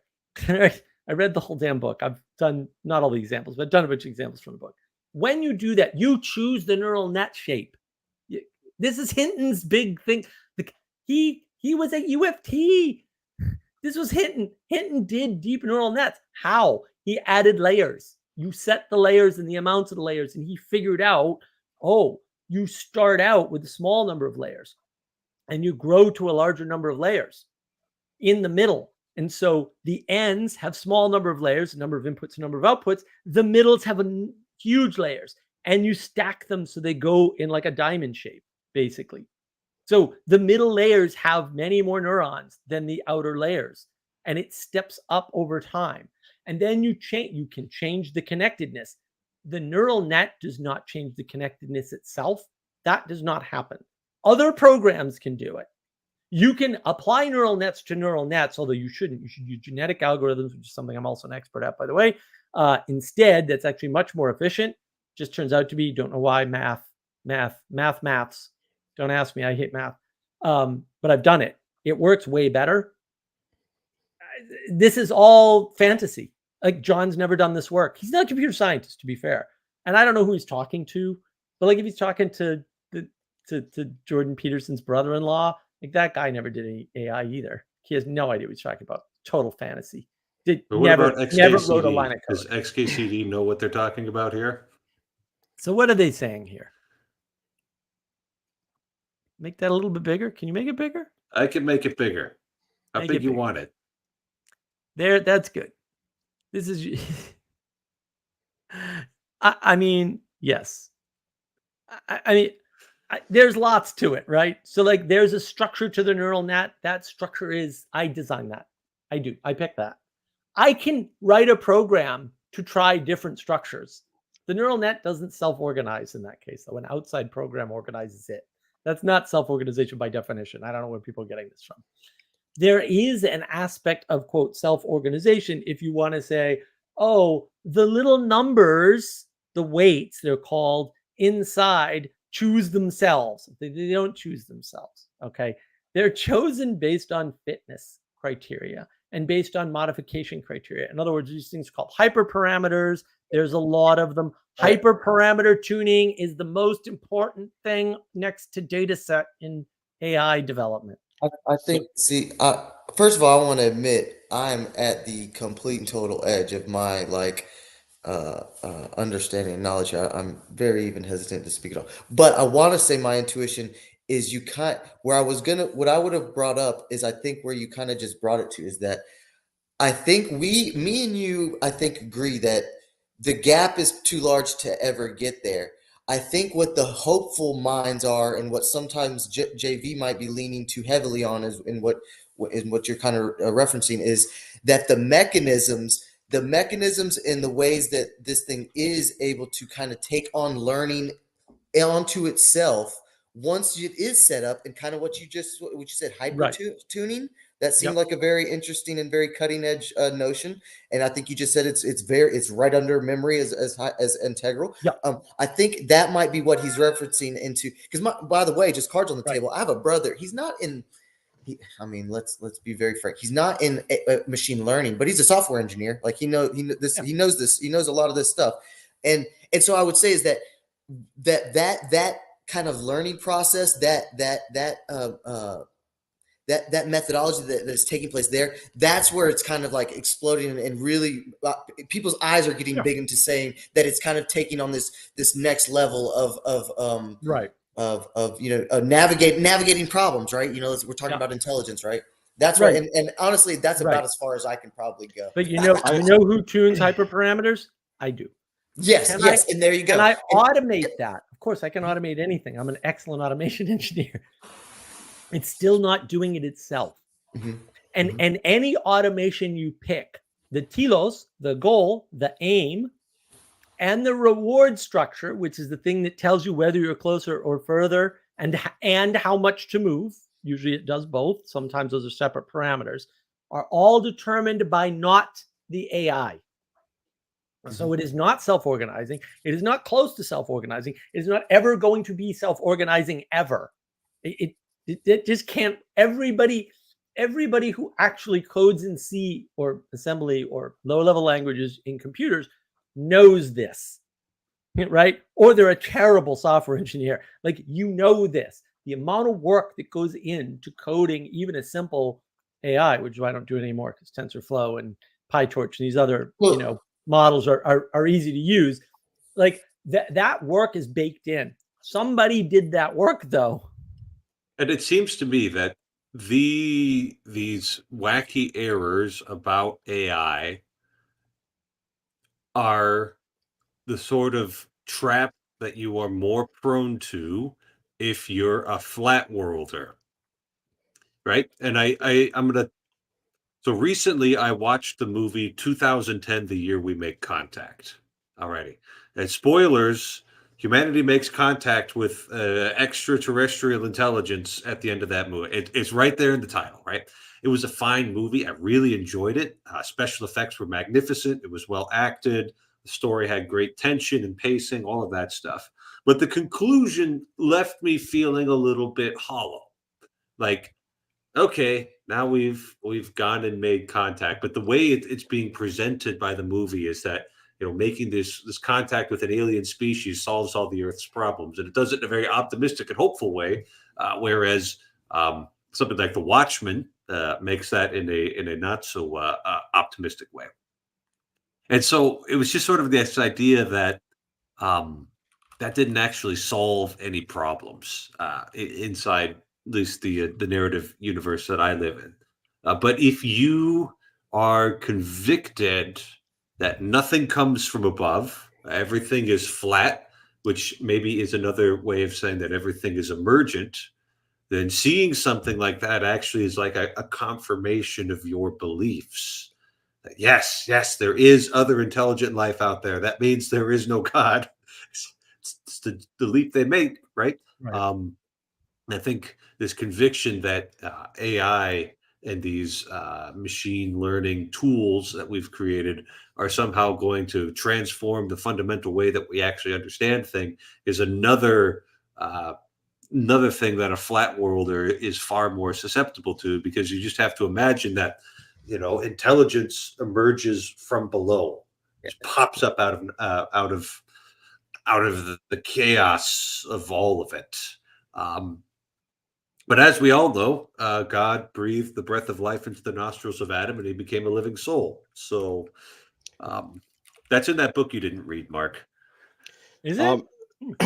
Interesting. So the intuition I get on the AI discussion is that it's worth having more for the risks than the rewards, and we're putting there's too much attention on it that could be on distributed cognition towards the good, towards the true, the good, the beautiful.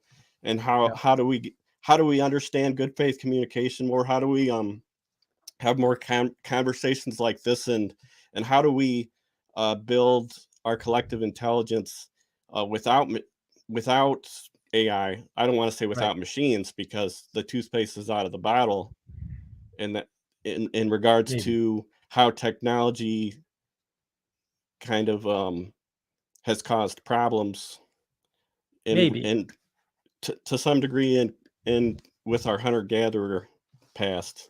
There's some framing there. But I like what you said. Look, we're wasting all this time on AI when we could be and it's kind of understanding annoying. distributed cognition better. Like, so one of the things I wanted to say was, look, if you're in a flat world and you see automation, that is indistinguishable from a miracle in a flat world. You would not know the difference between automation and self-organization, because they do look like the same thing in a flat world. Look, there's a book called Flatland. It's a very old book. Read Flatland. It's the only way I could actually understand the flat world, right? If you are a dot on a piece of paper, this is one of the thought experiments in Flatland. I don't know why I remember this, but I remember it really well. If you're a dot, let's suppose you got a little world of dots. You're all dots on a flat piece of paper, right? A piece of paper is flat. A dot is, one atom thick of graphene or graphite rather, right, on the page. When a pencil is poked through your plane of existence, what do you see? You know what you don't see? You don't see a pencil. You don't see a cone. You don't see a tip. You see a line. Anywhere you are around that pencil, you see a line getting bigger as the pencil is poked through until finally the shaft of the pencil is through and the line doesn't get any bigger and it doesn't move anymore. But from any location, you see a line. That's the flat world. You don't see a pencil. You don't see a pencil moving. You see a line getting bigger. That's what you see. It doesn't matter where you are on the page. Everybody sees the same thing and agrees on it. We all see self-organization in AI. We're in the flat world. That's what we see. They didn't code it. Had they coded it, they'd know it's a freaking for loop, kid. No, really, back propagation is a for loop. It just goes in reverse with respect to the flow of the data. That was Geoffrey Hinton's great, well, one of his two great things. Well, three. He did three things. One of them was back propagation, or at least that's what he's credited with. The other one is Boltzmann machines as the core algorithm inside the neurons. They're very expensive. No one uses them anymore. I don't know why. I actually do want to fix that. And the third one is this idea of deep neural nets and shaping the networks, as I said, with the smaller on the ends and larger in the middle, where the calculations take place, right? And what your effect. This is an oversimplification, but it's not wrong. What you're doing is you're changing the potential for randomness in the middle of the calculations to get from point A to point B. That's what you're doing technically. There's lots of ways to do that too. So one of the tricks they use in AI with neural nets is they use different what are called activation layers. That's a Boltzmann machine or ReLU or sigmoid function that the neuron relies on to figure out 1 or 0. And so these floating point numbers come in, they do some calculation based on the weights. The weights either flip the neuron 1 or 0. That's basically how it works. I'm oversimplifying. Using different calculations at different points of the network, that's part of the deep neural network. The early network code, you can download it from NASA. I have it. I've seen it. I've read it. It's in C. It's in primitive C. You probably can't even compile it. But you can if you know some C magic, which I do. You can read that code. They all use the same neuron type. I think they're all sigmoids, actually. Sigmoid was the earliest activation type. A lot of the ones now use what's called ReLU, right? And ReLU, they use ReLU because it's fast. It's cheap. And so that's the default for most neural nets. But actually, you should use a mix. And so like all of that is wrapped up in this. Now, all you're doing after that is looping. It's literally just looping. So you set up the neural net. You may do cool things like drop out, where you drop some of the nodes in the network. You may use cool things like this layer is more connected than that layer. So usually you overconnect, you connect everything to everything. That actually turns out to be the wrong answer. I don't want to get into the technicals. I actually do know this. Actually been doing this for 15 years. For real. Actual neural nets, right? You use some dropout. You don't do full connectedness, right? That actually works better on most applications. Not all, almost all though, right? And then, but you do all that to the neural net, and then you iterate over that process. Now there are libraries to do that. The PyTorch Lightning library does that for you, a lot of that work, right? And then there's hyperparameter tuning, which may or may not be separate, right? But all of that is separate from what the neural net's doing. The neural net is still operating within a loop within all of that, within two loops. There's a forward propagation and a backwards propagation, right? And then all of the determiners for what is good come from the reward function, right? And the setup on how you degrade that function, how you say like, oh, step this far next time or step that far next time. Those can be very sophisticated functions. That's part of the hyperparameter tuning. This is very complicated stuff at the end. It's a lot of simple pieces, right? Put together. You're doing you're doing a fantastic job. A lot of that's landing, brother. A lot of that's landing. Like when you mentioned the overconnected part of the networks, that immediately took me to the efficiency resiliency trade-off. Yep. Just stuff like that. What I would just try to offer here, and I don't want to be too left field, but I mean, with the flat land thing, it's this idea that I've been. I guess. Anyways, I'll just with like more of like a the political slant on kind of the Leo Straussian move, going from classical virtues of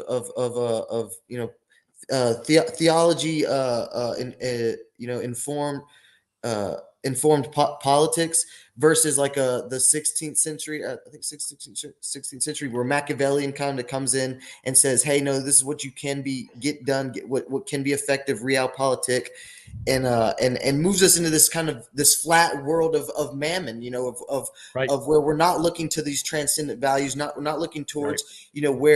Where the source of those are the one, the true, the one source of the true good and the beautiful, and then I think that also plays into once you're saturated in this flat realm and there's only this mammon realm, and you cannot the cognitive entities we are in our symbolic structures struggle or just cannot or have been stricken of the ability to seriously play with the imaginal realms of those of that textured, layered reality, the not flat world, to where everything can just be this projection of this money, power, politics. It's you only see yourself in this having mode, needing to manipulate and gain in this, in this very mammonistic realm. And you also see everyone else. That is that's the prism that you see through, and that skews all now your interpretations. So I have just a quick another polymath failure story that's relevant to this. So I wanted to try to learn as much as I could about neuroscience. So I bought, at the time, it was like one of the best textbooks on the subject. It was I don't know if it still is, Principles of Neuroscience, Volume 5, and it was just like 4 inches thick. It was just like a big. I still have it, but I tried to get into it, and I was like, wow, I need like a pretty deep basis of chemistry before I can even barely skim the surface of this stuff. So I started learning chemistry, and then it got into math, and I was like, well, I'm screwed. But what I gained from that book is from what I could understand, is like it's a giant, even with all the complexity of what they know, it's just it's a bunch of mysteries to them. And so we can barely understand the human brain and the human body. It's so complex. And so how far is AI actually gonna get? Because they're trying to match up to that, and our understanding, and we don't even know how much we know about the brain. Right. Well, and I want to show this slightly updated slide. Somebody pointed out an error at Symbolic World Summit. Look, this is our updated model from John's 4 Ps, right? If you think about AI and you think about the current cognitive science, the problem's very simple. AI doesn't have 4 types of memory, guys. Right? Cognitive science thinks there's 4 types of memory. AI doesn't have it. Right? This model would imply that you need 4 processing types for the information. That's actually correct, by the way. But anyway, I'm not gonna build it to prove it. But that's evidence that we're way off on AI. And there's nothing wrong. Like I use AI. I love AI. It's great. Right? I'm not an AI negative guy, but I'm also not an AI going to save the world guy or destroy the world. Like, really, calm down. The only thing that can destroy the world is you worshiping AI. And worship, I want to use that word more loosely than most people think of it. Like, you paying too much attention to AI or believing too much in the power of AI is enough to destroy the world. So all you have to do is not do that. And I want to loop it back to what you said, Charles. So let me give me a chance to do that, because I want to give your original comment a little bit more credit. We're focused on AI. We're not taking distributed cognition, which is another one of John Vervaeke's fantastic ideas, or at least something that he puts forth. I know it's not his original idea, right? Seriously enough, and in the way that the flat world would expect, which is, and this is actually why I put the flattening of time in there, right? This is where I noticed it. John and others do not take distributed cognition through time seriously. Because I'm going to tell you why. You can tell me I'm wrong. You can be upset. I don't care. I'm going to tell you why. Because if distributed cognition is true and correct, and I believe that that is indisputable. People will dispute anything, however, so don't take that too, quote, literally, right? Then the Bible is the smartest book ever written, bar none, period, end of statement. Nobody wants that answer.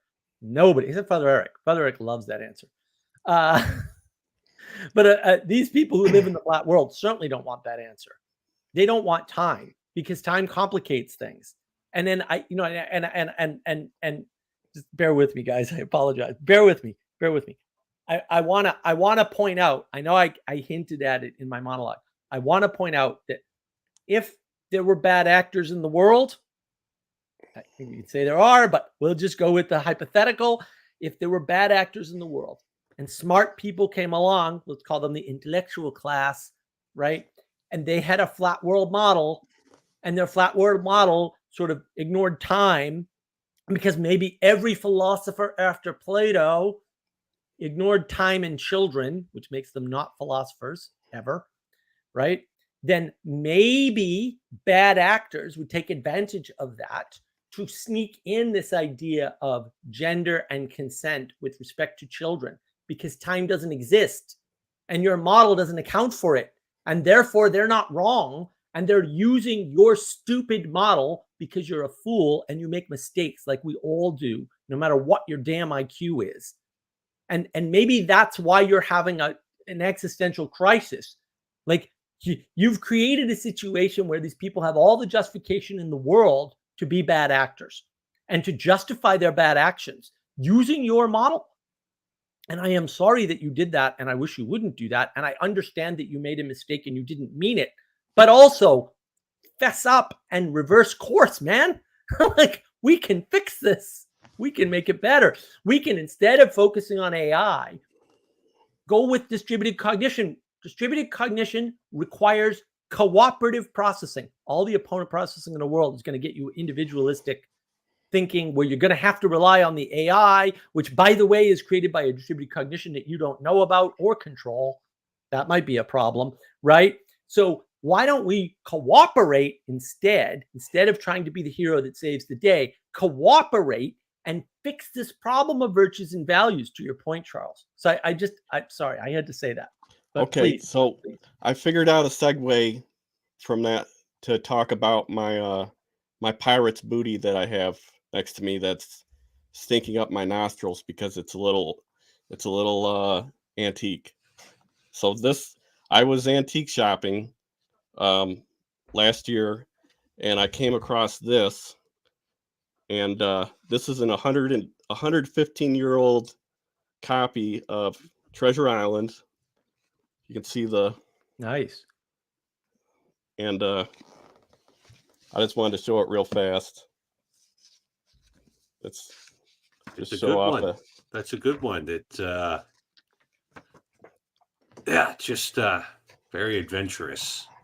Young lad going off, falling in There's with the wrong crowd, conducting himself well regardless, and some fights. classic pirate adventure novel. Right. Well, and it's a fairy tale too, to some extent. But okay, so to tie that into AI, there's the AI can't replicate like something from an antique store. It can't there's some kind of value here that it just can't it can't replicate that. Like, maybe it could get to the point where it could write a story just like that, but it can't replicate.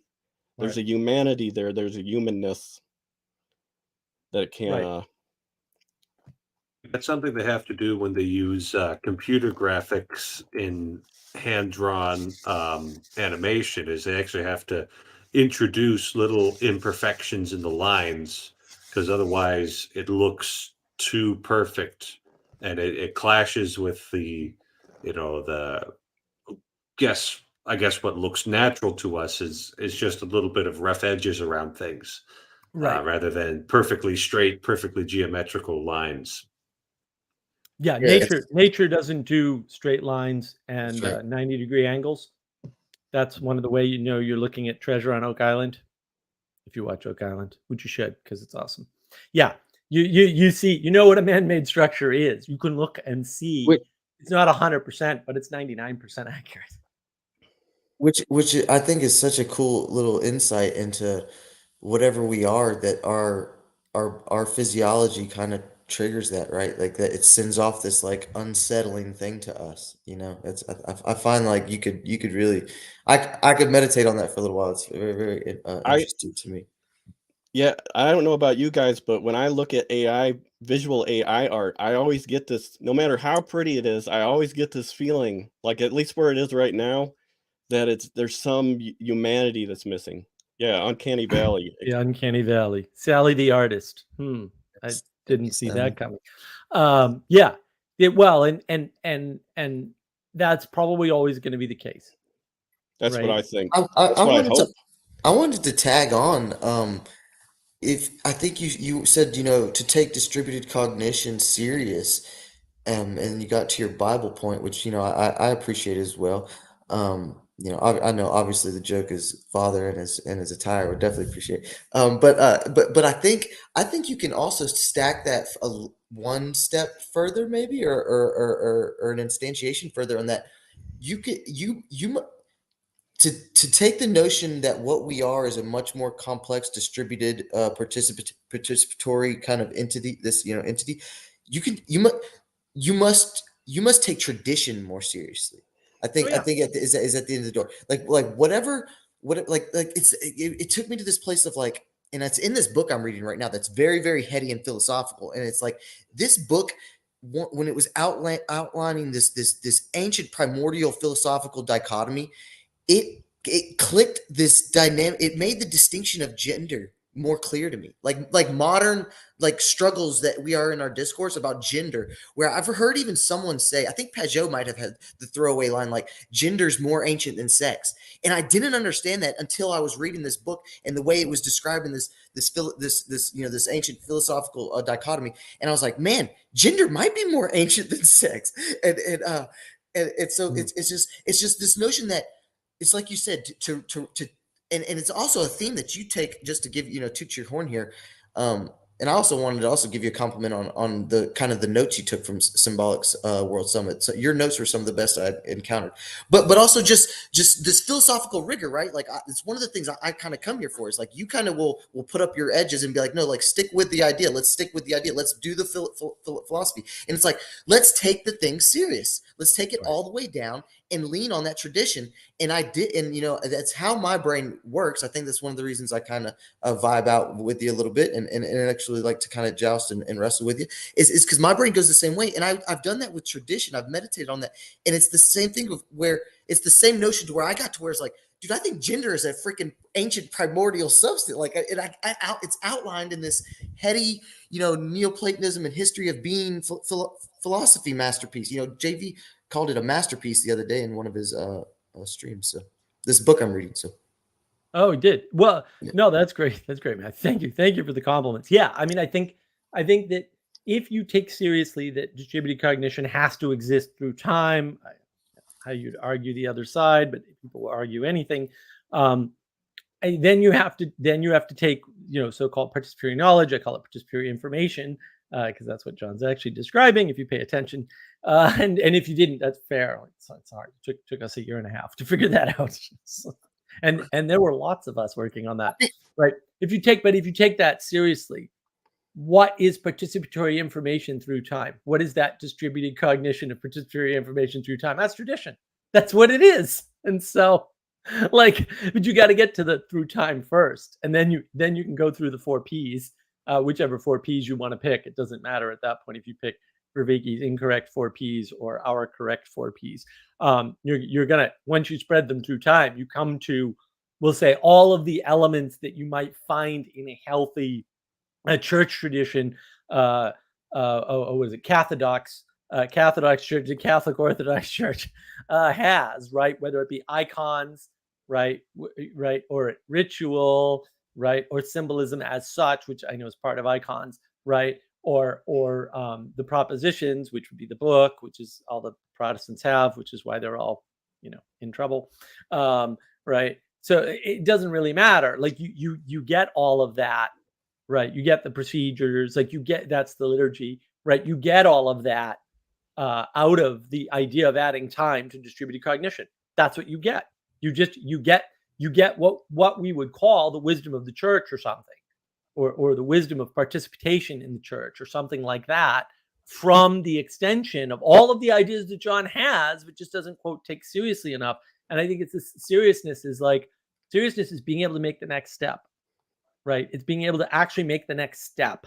You can't just make a statement and say, aha, right? You have to say, what are the implications of that statement? So with my earlier comment that I wrote, so if distributed cognition is moving towards the true, the good, and the beautiful, to some degree, you're getting a complexification of concepts within the distributed cognition. So that's what I was trying to point at, but the text limits made it difficult. No, that's a beautiful notion. So it's kind of like you're still limited. You're always limited with language, but you're kind of moving things forward. So I guess I just wanted to say that just to clarify. Yeah, I think it's the inner dialogical self and cognitive kind of navigating of patterns you can do is just fractally and exponentially, and I think natural and proper. I think that's why in this kind of intimacy crisis of at the atomized individual in the marketplace, suffering away. I think we were all so kind of just or at least I was just really, really refreshed to get to this, this Jordan Peterson sphere, this little corner of the internet where people are really having these kind of important, caring dialogues. We're primed for this. We're supposed to be participating in this distributed cognition. So yeah, I think that's where that complexification happens, right? It's at this multi-layered level, and it even happens in our wrestling with abstractions, right? Our dialogues as the Platonic notion of it would be, right? Yeah, I mean it can, but that's still flat. The problem is propositions are still flat, right? There's nothing like going to the Symbolic World Conference. Touche. So the Platonic dialogue, as in the third way of like an embodied out there in a participation, changing sharing perspectives, going through the rituals, that whole layered textured notion of being. But Matthew, I think that's I don't want to say it's missing, but it is missing in we'll say the Awakening from the Meaning Crisis in particular, right? John talks about the way the ancient Greeks did it. We've gotten to this point though. Me and you have gotten to this point before, Mark, in our conversation. Yeah, no, but I want to highlight something because other people talk about it too. They'll talk about the Stoic tradition, the Epicurean tradition, or the porch, right? The Stoa, right? The Grove, right? They talk about these things. Okay, I get it, but they weren't things. They weren't things that can be replicated online in a reasonable fashion. They were there together. They were going to the gym. They were coming out of wrestling, right? Actual wrestling together with each other. And then they're having these discussions together while eating, while drinking, while doing whatever, right? That is not the same as having the discussions online. Look, I love you guys. You're all great. But it's not the same. No, I agree. Yeah, it's not the same. And it's better than nothing. Okay. But if this is your last step, you're stuck in the flat world. Well, and I think we even took it a step further, right? Where he shot himself in the foot with what he was doing. And I think let me give him some credit and defend him a little bit. I think he's a smart enough man to know that and I think he mentioned like he wasn't building a community. He always mentioned like, hey, that the end of this is going to be the practices. It's the practices you do. Tell me about the practices you do. The after Socrates thing was supposed to be a much more intensive kind of participation thing. Especially, I guess this Silk Road should be something more similar as well. But yeah, I totally agree. You're right. It's still stuck in it's in the academic realm. I mean, at the end of the day, that was an academic kind of endeavor. So. Right. I do want to push back on Sally. She says women are not small, insufficient men. I think women are in fact tiny men. That is, I'm going to stick with that. We have some stickers. Women are not tiny men. Men are not tiny women. It doesn't say that. It uses icons because that way they can't accuse you of actually saying anything wrong. That should be available in the store. Yeah, I wanted to mention that. Ixnod, I think the Muppet Treasure Island was the last good Muppet movie. That is true. It is also good and beautiful. So there you go. There's 3 transcendentals right there. The real book has a lot of violence. It's like Lord of the Flies-esque. Right. Well, we've taken Pretty that rough. out. It was Sally Joe. It was a fun movie. Treasure Planet, solar powered flying spaceships. Yes. Around you, Treasure Planet is good too, but the Muppets was peak performance, right? And then Sally Joe, Matthew, you're making me think of Kindergarten Chats by the architect Louis Sullivan. Look, I think that Nicholas Kotar talked about this in the Symbolic World Summit. We've taken out and Peugeot talks about this all the time, Jonathan Peugeot. We've taken out sort of the nasty part of fairy tales, and that's where all the good part is. And so we've sanitized things to make it easier, mostly for children. And look, I mean, this is a wild thesis, and it's just a crazy thesis I've done very little research on. The Dr. Spock, How to Raise Your Children's books from the 60s seem to have ruined the world. I am not being hyperbolic there, unless I'm wrong, in which case I'm just wrong. But I'm not being hyperbolic. Like, there's something to that. Like, I mean, it might just be the case that people started learning how to raise their children from books. Yeah, but it might not matter how good the book is. Also true. Well, yeah, it might. Right. It might not matter that the book was terrible. The book was terrible, by the way. It might not matter that the book was terrible. The book could have been the best book ever. It wouldn't work. Right. When you stop passing down, we'll say, complex knowledge through exemplification and start stultifying it by making it propositional and then forcing people to read it, where you have lots more layers of interpretation going on, I think you probably kill a thing. And what people don't understand is the complexity of something like reading, right? Or even just speaking. So when I go to speak, I have these ideas in my head. I know it's hard to believe. So I have ideas in my head, and then whenever I try to formulate them, I do an absolutely terrible job. I mean, it's horrible. Whenever I speak, I'm like, why can't I get this better? But then there's 2 things going on. First, I have to articulate the idea from, figure out how to articulate the idea in language from thought. That's already a process. Most people do this completely unconsciously or subconsciously, so they don't realize it. But that is definitely happening. We've measured this in the brain, by the way, so don't even go there. We've actually measured this process, right? So there's a process of thought that is separate from the process of language. A lot of people don't realize that. It's absolutely true. It's in the data. It's all over the data. Books have been written about this. But then I have to reformulate it for my audience. Okay. When I'm with Father Eric, I can use like 1/10 the words I use when I'm on my live stream, because we have a long history together of talking together way too much. Mostly at the zoo in Columbia, by the way, which is love. If you get down to Columbia, South Carolina, check out the zoo. It's actually an awesome zoo for such a small city. A river running through the middle of it.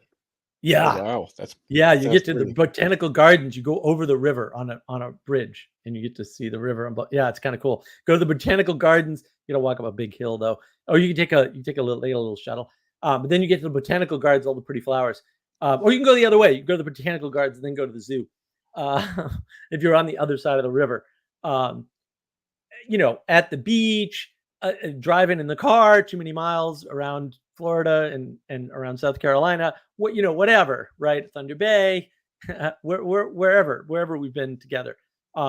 So all that context means the language I use is different, right? I can be much quicker and more efficient. There's nothing, I'm not saying that's good or bad. Sometimes it's very bad because we shortcut things too much and then we misunderstand.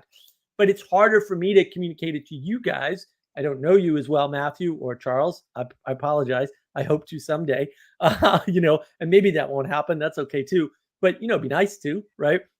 And so there's a lot of interpretation going on. Then I put the words out there.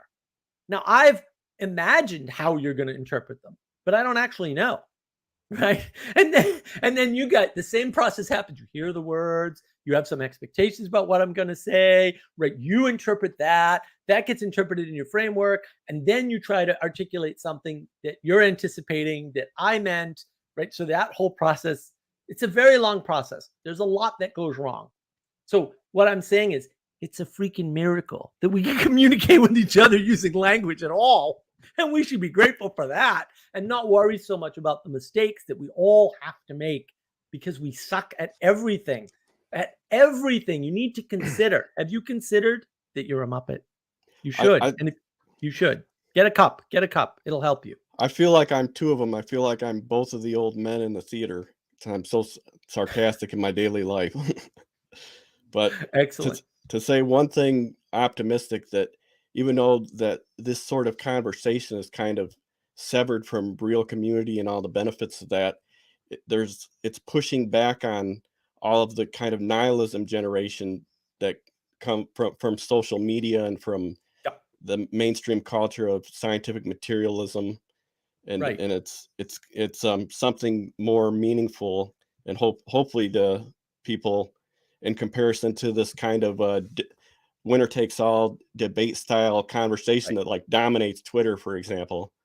Right. Well, that's the flat world, Charles. So I would argue, and your statement gives me evidence that I'm succeeding, that this thing that I'm doing, this style of engagement is reciprocally opening, to use some Vervaeke language just to make Matthew happy. I do it if you weren't here, Matthew, to be fair, but it's good to have you because it reminds me of all the Vervaeke terms.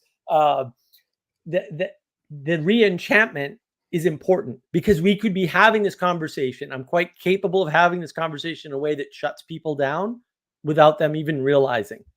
So part of that is a humble brag to say, you should be grateful to me that I'm not manipulating you into being worse, because I could do that and it's a lot less work too. But I'm not doing that, or I'm trying not to do that. I hope I don't do that. That's why Father Eric's here, to keep me on the straight and narrow. He's got that book or something that helps him, I guess, or whatever. So that you can do that, but you need to do that, and it's a lot more work. And some people just get lazy. And fair enough, like it's hard work, man. And it like I spent a long time on that monologue. I hope it was decent because it was very last minute. And Manuel and Sally were like, yeah, it was great, Mark. And I had to like reorganize it minutes before I came on. So they're like reorganizing things, and I'm like, oh, hopefully the spirit will grab me and it'll all be okay. And hopefully well, I'll get feedback someday, maybe.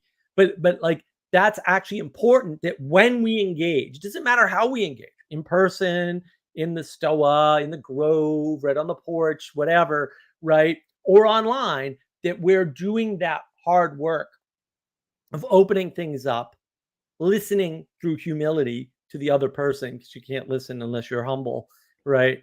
And trying to communicate as poorly as we do, in a way that is generative and not in the Twitter sense. And I try to do that on Twitter too. Not to say that I don't set hard lines and shut people down. I certainly do that, but I believe in negative feedback. I just believe in truthful negative feedback that is helpful to people by stopping them from proceeding down a slippery slope of badness, basically. Right. And then hopefully I succeed in that occasionally. That would be wonderful. Right. So yeah, I mean, I don't look, I'm online. I'm online all the time. Right. I'm not like online is bad and no one should ever be online, obviously. But we've got to open it up. Right. I think you do that, Mark. I think you definitely do that. I mean, I sit here and like to talk about, the philosophical rigor and the cog sci stuff all the time, but there's still the care. I mean, if the virtue wasn't here, dude, trust me, I'd be long gone. I did want to just touch right. I did want to tie back, maybe in a egotistical way, though, but just kind of mention to you I've been kind of doing a little bit of a Greg Enriquez dive here recently. This might be a left turn again. I apologize, fellas. It's okay. Just kind of what's on my mind. But I've been doing an Enriquez deep dive a little bit recently, and I think that his ground of information processing theory is much more aligned with kind of where you make the modification to JV's model, where you go, which I thought maybe you even recently you said instead of participatory information, you were saying poetic information, or maybe participatory information is merging with poetic knowledge. It's I'm not poetic. exactly sure how. Poetic replaces perspectival. Okay, there you go. Boom, there you go. There you go. But anyways, I just was wondering how familiar, if you had any comments on Enriquez, or how familiar you are with it, if you've already kind of seen that similar alignment there. I have. anyways, yeah, yeah. I have. I ran into Nancy again. Nancy's awesome. She was at Symbolic World. I didn't expect her there. And it's good to see her. She's at Thunder Bay too. She's also in DC with us, actually. Very unexpected. And she's a big Enriquez fan too. And she pointed that out to us early on. Another super helper in our little mission there to improve on Vervaeke's frameworks. And we talked to Enriquez once, I think, once or twice. I like his work. I mean, some of his conclusions are a little out there. I think to be fair, and I don't mean this as a bad thing, and like whatever, it's going to come off how it's going to come off to people.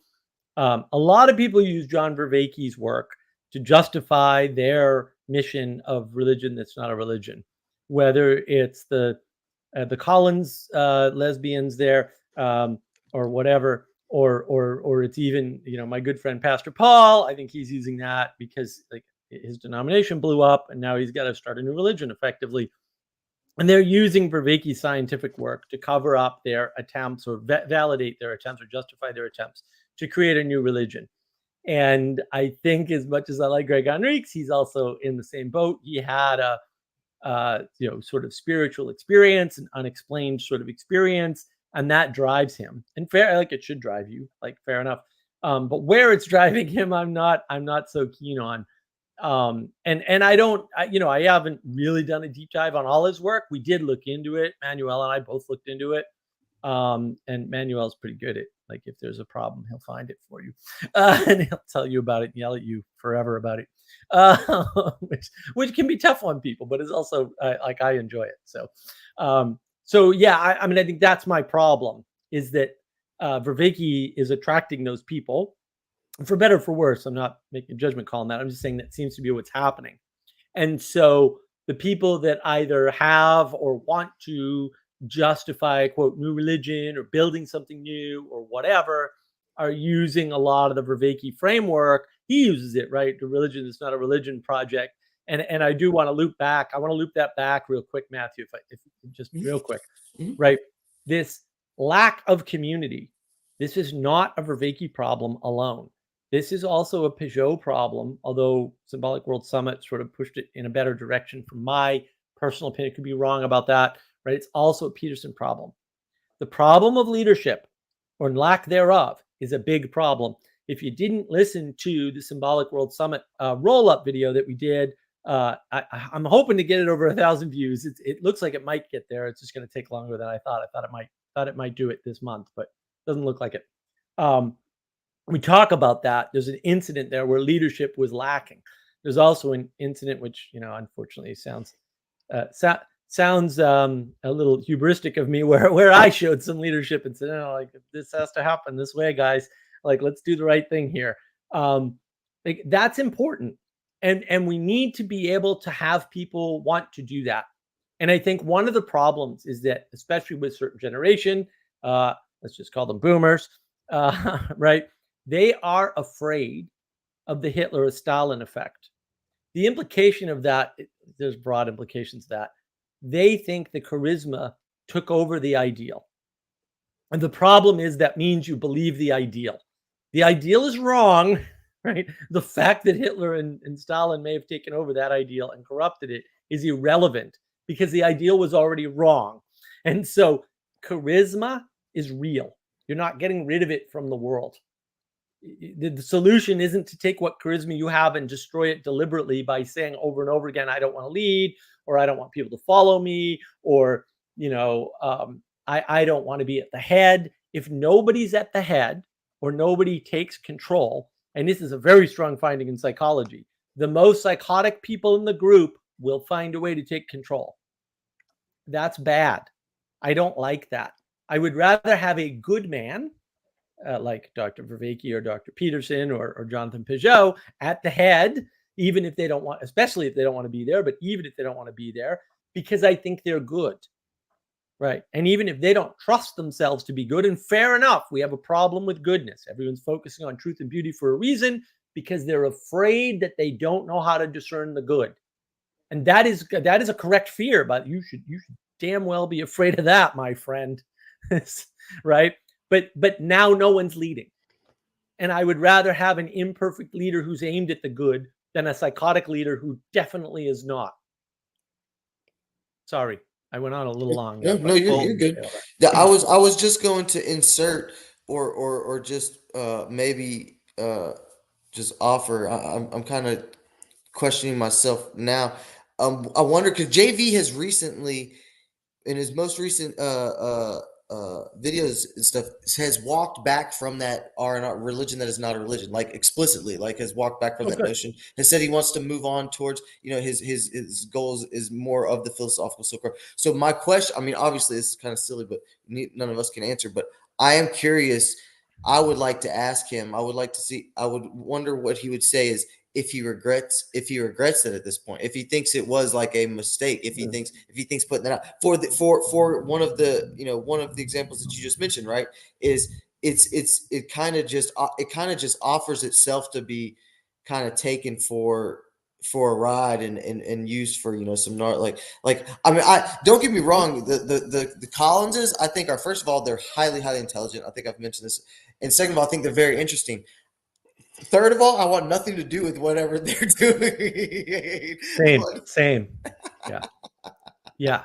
No, I think, Matthew, and look, I don't know. I'm not associated with the Vervaeke Foundation anymore. I worked with them for like a year. Didn't really work out for whatever reason. I don't even know what reason. So whatever, don't ask me. Ask them. I'm not in touch with John in that way anymore. I think that what I see as a pattern is he has replaced the Ritnar project with the AI project.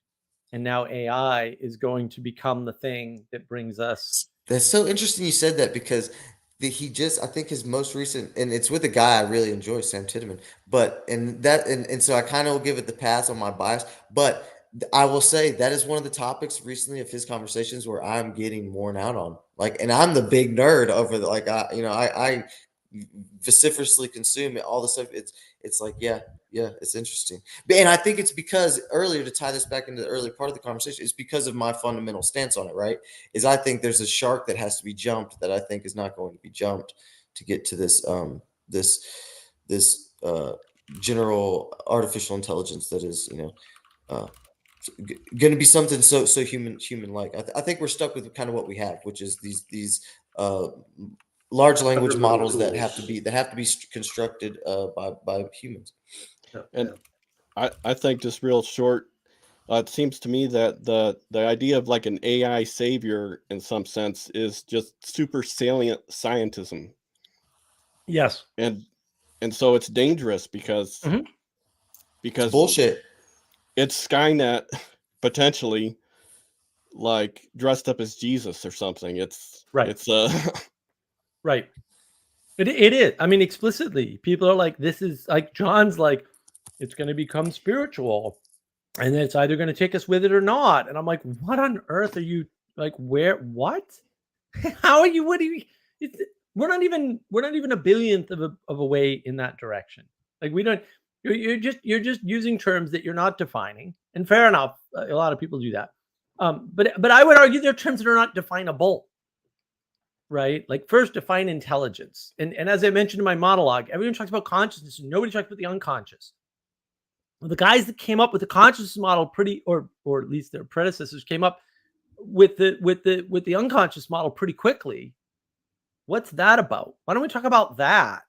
That seems really important. I mean, the ancient Greeks talk about this. The unconscious is basically your passions. And where do those come from? We don't know, but they're there.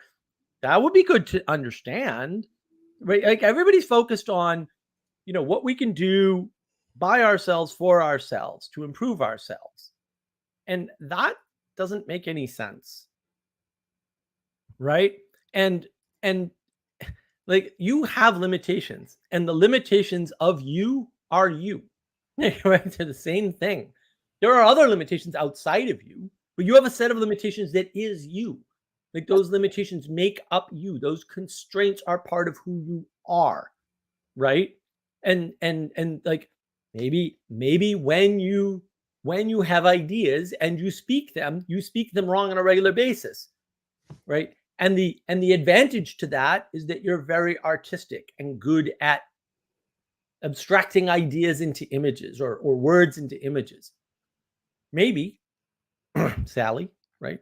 Right. That constraint that might be seen as a negative by someone who's super into words and precision like me, that might be a positive. And it takes all types to make a world. So, like, fair enough. I can't do that, or at least not in that way. And so that's sort of the problem, is that, we run into trying to transcend constraints we don't even understand or list, and not trying to cooperate in order to be better, because I can't get better unless Father Eric tells me where my thinking is wrong, or unless he points out, well, you need to read this section of this stupid book you'll never read because it doesn't even have an author listed, and it's got a short title I can never remember, right? And likewise, right? Hopefully the Christians can learn from me that, like, it might be a hint that you've got the most published, most widely read book in the world. And maybe if somebody's coming around going, I'm propositional and I believe in education and reading stuff, then you could just say, like, well, why haven't you read this? Or what was your understanding of this most famous book in the world? Because, I mean, if I were mean, and I am, and I went up to some Harvard prick, like in Good Will Hunting, which is totally accurate, by the way. I can completely assure you, I was in Boston. They're just like that. I would just kind of like feed that to them every other sentence that they did their I'm better than you bullshit, which they very much do at Harvard. They always did, by the way. Harvard did not get corrupted recently. Believe me. I got the goods on that too. There might be a stream coming up with Father Eric here. Maybe not even on my channel, but where we talk about some of that. Yeah, there's a long history of, we'll say, the corruption of places like Harvard or the intellectual class in general, right? That's completely unnecessary. And you would kind of be surprised at where some certain things come from that you may see as good, but actually have literal satanic roots. Which just, it's always fascinating to dig into these historical things. Well, the universities are definitely, I haven't watched your last video on education, but I think they're definitely pushing the flat world kind of view. They have to. Need to have more women engineers. That's very important. Well, they have to. They're focused on propositions. They're focused on books, and the wrong books, right? And they're focused on sanitizing fairy tales. Nicholas Kotar talked about this at the Symbolic World Summit. He talked about it on the channel too, I guess. I haven't really dived into his stuff. Those guys don't need my help. They're doing fine. But yeah, when you sanitize things, when you make them safe, that's flat world already. But when you do that, you're removing a bunch of stuff, and you probably don't know what you're removing. Like, I'm not going to pretend I know what they're removing either. I'm just saying you're removing stuff that might be important. It might be that those stories developed that way through time, with distributed cognition through time, for a reason, and that the reason why they're structured that way, why those bad things are in the fairy tales, is actually more important. I don't know. I'm just saying, could be. It's worth considering.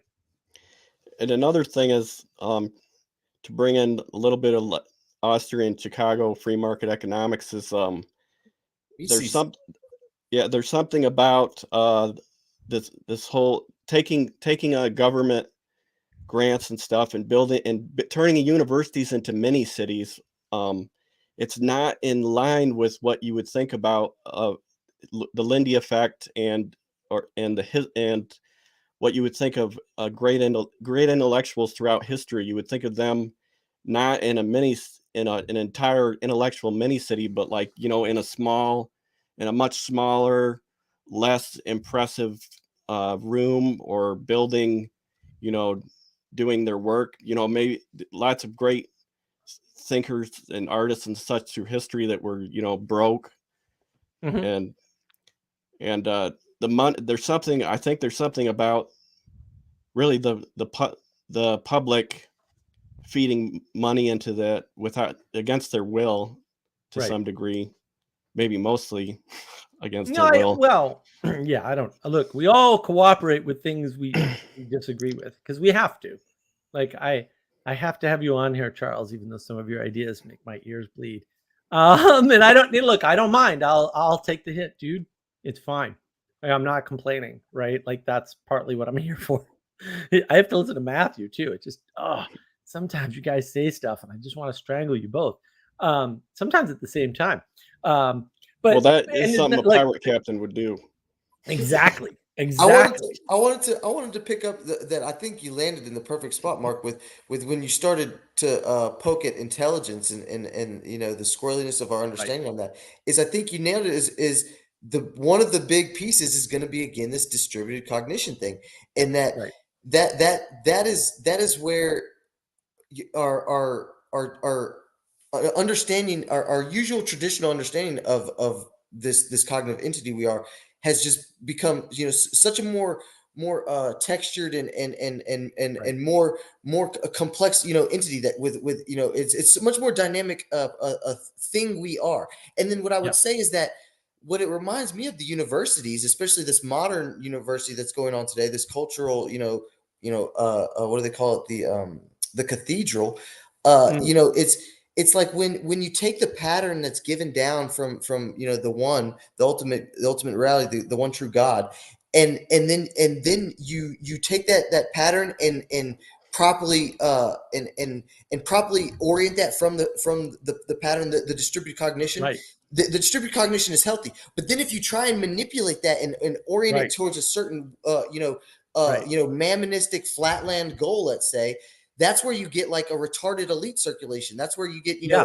your elites fall. That's where you get an Nope. academia That's that correct. starts to not understand what a woman is, and it's like That's correct. When you flatten the world, you don't understand what a woman is anymore. But also, Matthew, I want to show you the pattern here, right? So and I want to just point out, yeah, you made one mistake. It really bothered me in that one, right? Which is we are not that bigger system, that distributed cognition. We are a cell in that distributed cognition in the way that our yes, cells are yes, cells in our body. Right. And yes. so that's where the scale comes in because people don't understand points. Nobody understands points of scale. I don't know why. I learned it in computers. It's really not that hard, but it is hard for people. So I don't want to be too dismissive of it. Right.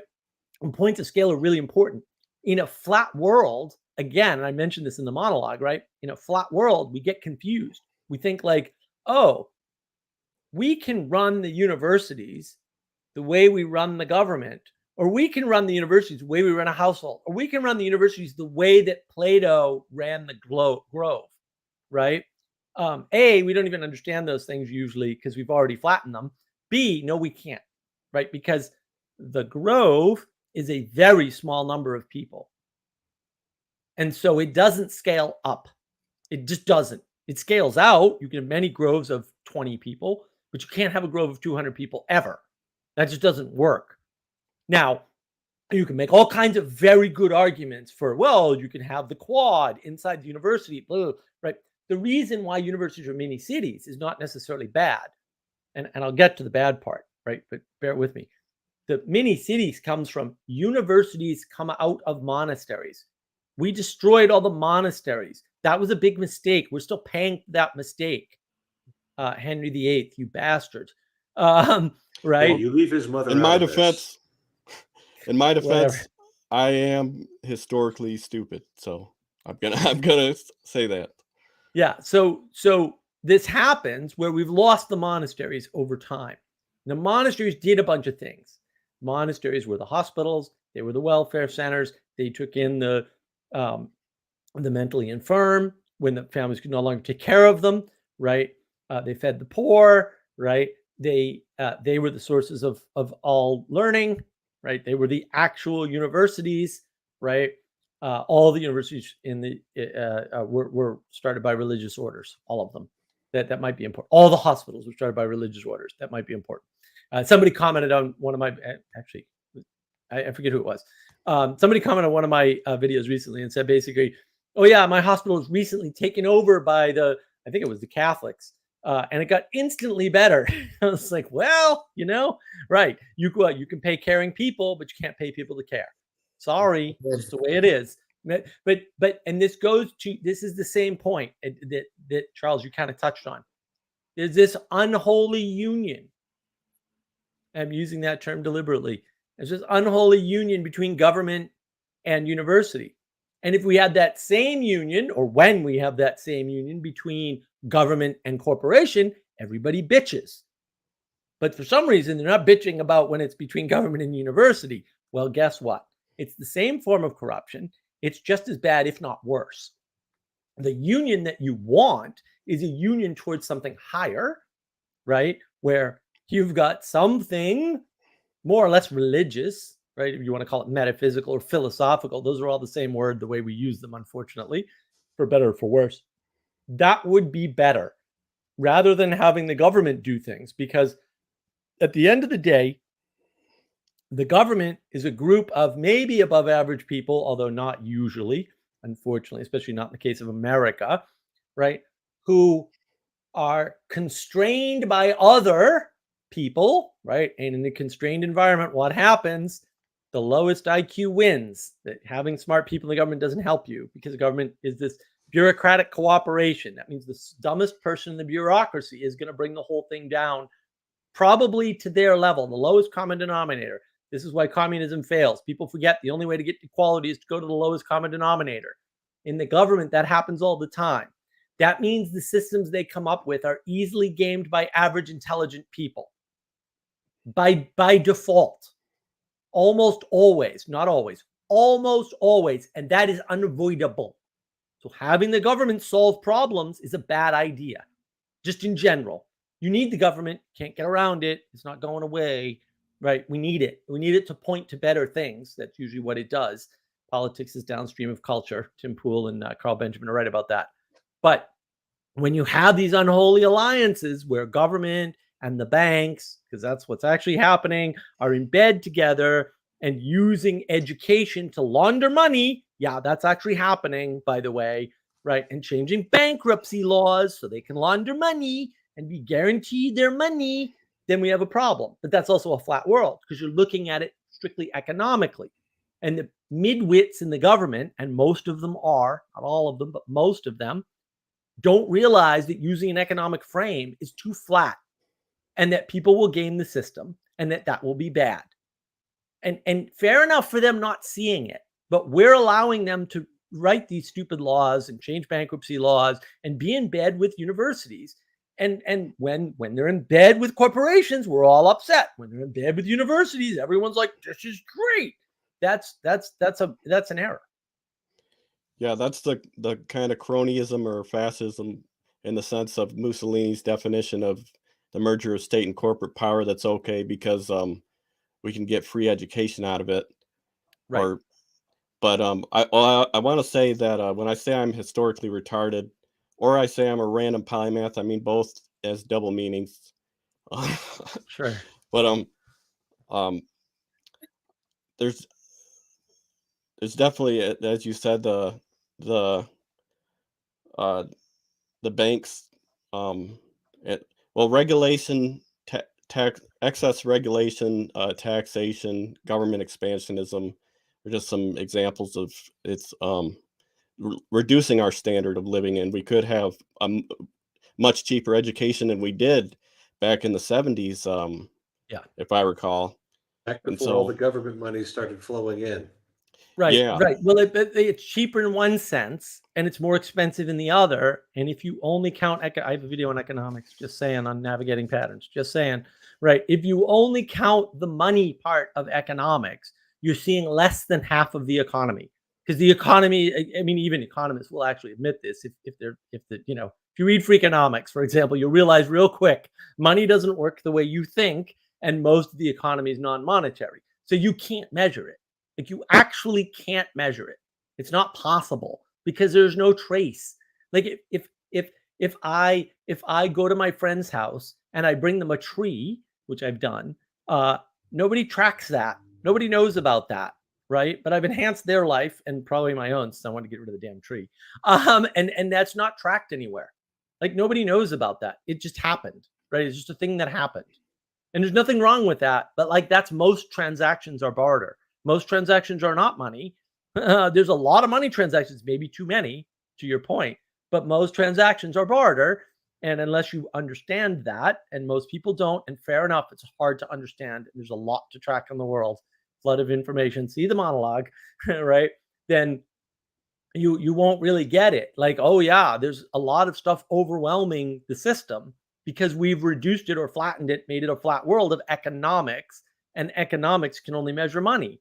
And so now we don't, and then we try to optimize for that. We try to make it efficient. Fair enough. Like, efficiency, I'm a super efficiency freak, by the way. Efficiency, good, right? But only when it's for the good, because you can make things efficient in a bad way. That's not hard to do. Efficiency does not solve a problem. Efficiency requires a goal, an aim, a telos. Otherwise, it's efficient for me and not efficient for the rest of you, right? Like, this live stream is not efficient for me at all. This is extremely costly. It totally messes up everything. I have to eat at a different time, right? I have to get the silly outfit on. Actually, I love the outfit. I have to ruin my eyesight for some unspecified number of minutes, usually hours, because of stupid blue lens, which I love. I actually love it. I wouldn't trade it for the world. And I have to spend all my time thinking about how to talk to you other Muppets about my Muppet ideas. So it's just like exponential Muppetry going on. That's not efficient. It's not efficient, right? But I think it's good, and I think it's worth the time, energy, and attention, which are the three most important things. And that's why I do it. Like, I right? And the efficiency is in reaching lots of people with my ideas, for better or maybe for worse. Hopefully not for worse. Through this medium. That's where the efficiency comes from. The efficiency doesn't come from Mark's life, the lives of people around him who have to adjust, what they're doing, and my availability. If somebody calls me right now with an emergency, they ain't going to get me because my cell phone is not on. This is one of the things I control for. And during a family emergency, I'll find out about it at the end of the stream. I'm in South Carolina. They're all in New England. So it's not like I can be up there in less than 15 hours anyway, even if I left immediately. So, but that's efficient too, right? It's more efficient for me not to hear about the emergency right now that I can do nothing about because I'm too far away. So efficiency is a tricky concept in and of itself. That's part of the flat world. We can just, use effective altruism and save the world. It doesn't mean anything. I didn't say anything. Effective altruism doesn't mean anything. It has no possible communicative value to other humans. You can spend hours and hours and hours framing it so that it does, but like, the term just doesn't work. I think by now we know that people who are talking about effective altruism shouldn't be giving your money. It's SPF. Right. Well, yeah. I agree with you that the big, like, I love Ludwig von Mises and Thomas Sowell. I love, the whole free market economic stuff. I lean libertarian, but a huge problem with it is if you're trying to, like, view the world through that lens, like you said, what about virtues? What about your life values and how they connect to morality? Because you can't, it's just too flat. It's a flat world. Right. And lots of people are stuck in the flat world. So what if things could come down out of heaven? Wouldn't that be great? Angels. What if they I'm thinking about a conversation that we had at the Symbolic World Summit, Mark, and about emanation. And the more I think about it, the more I realize I don't understand what's going on at all with emanation.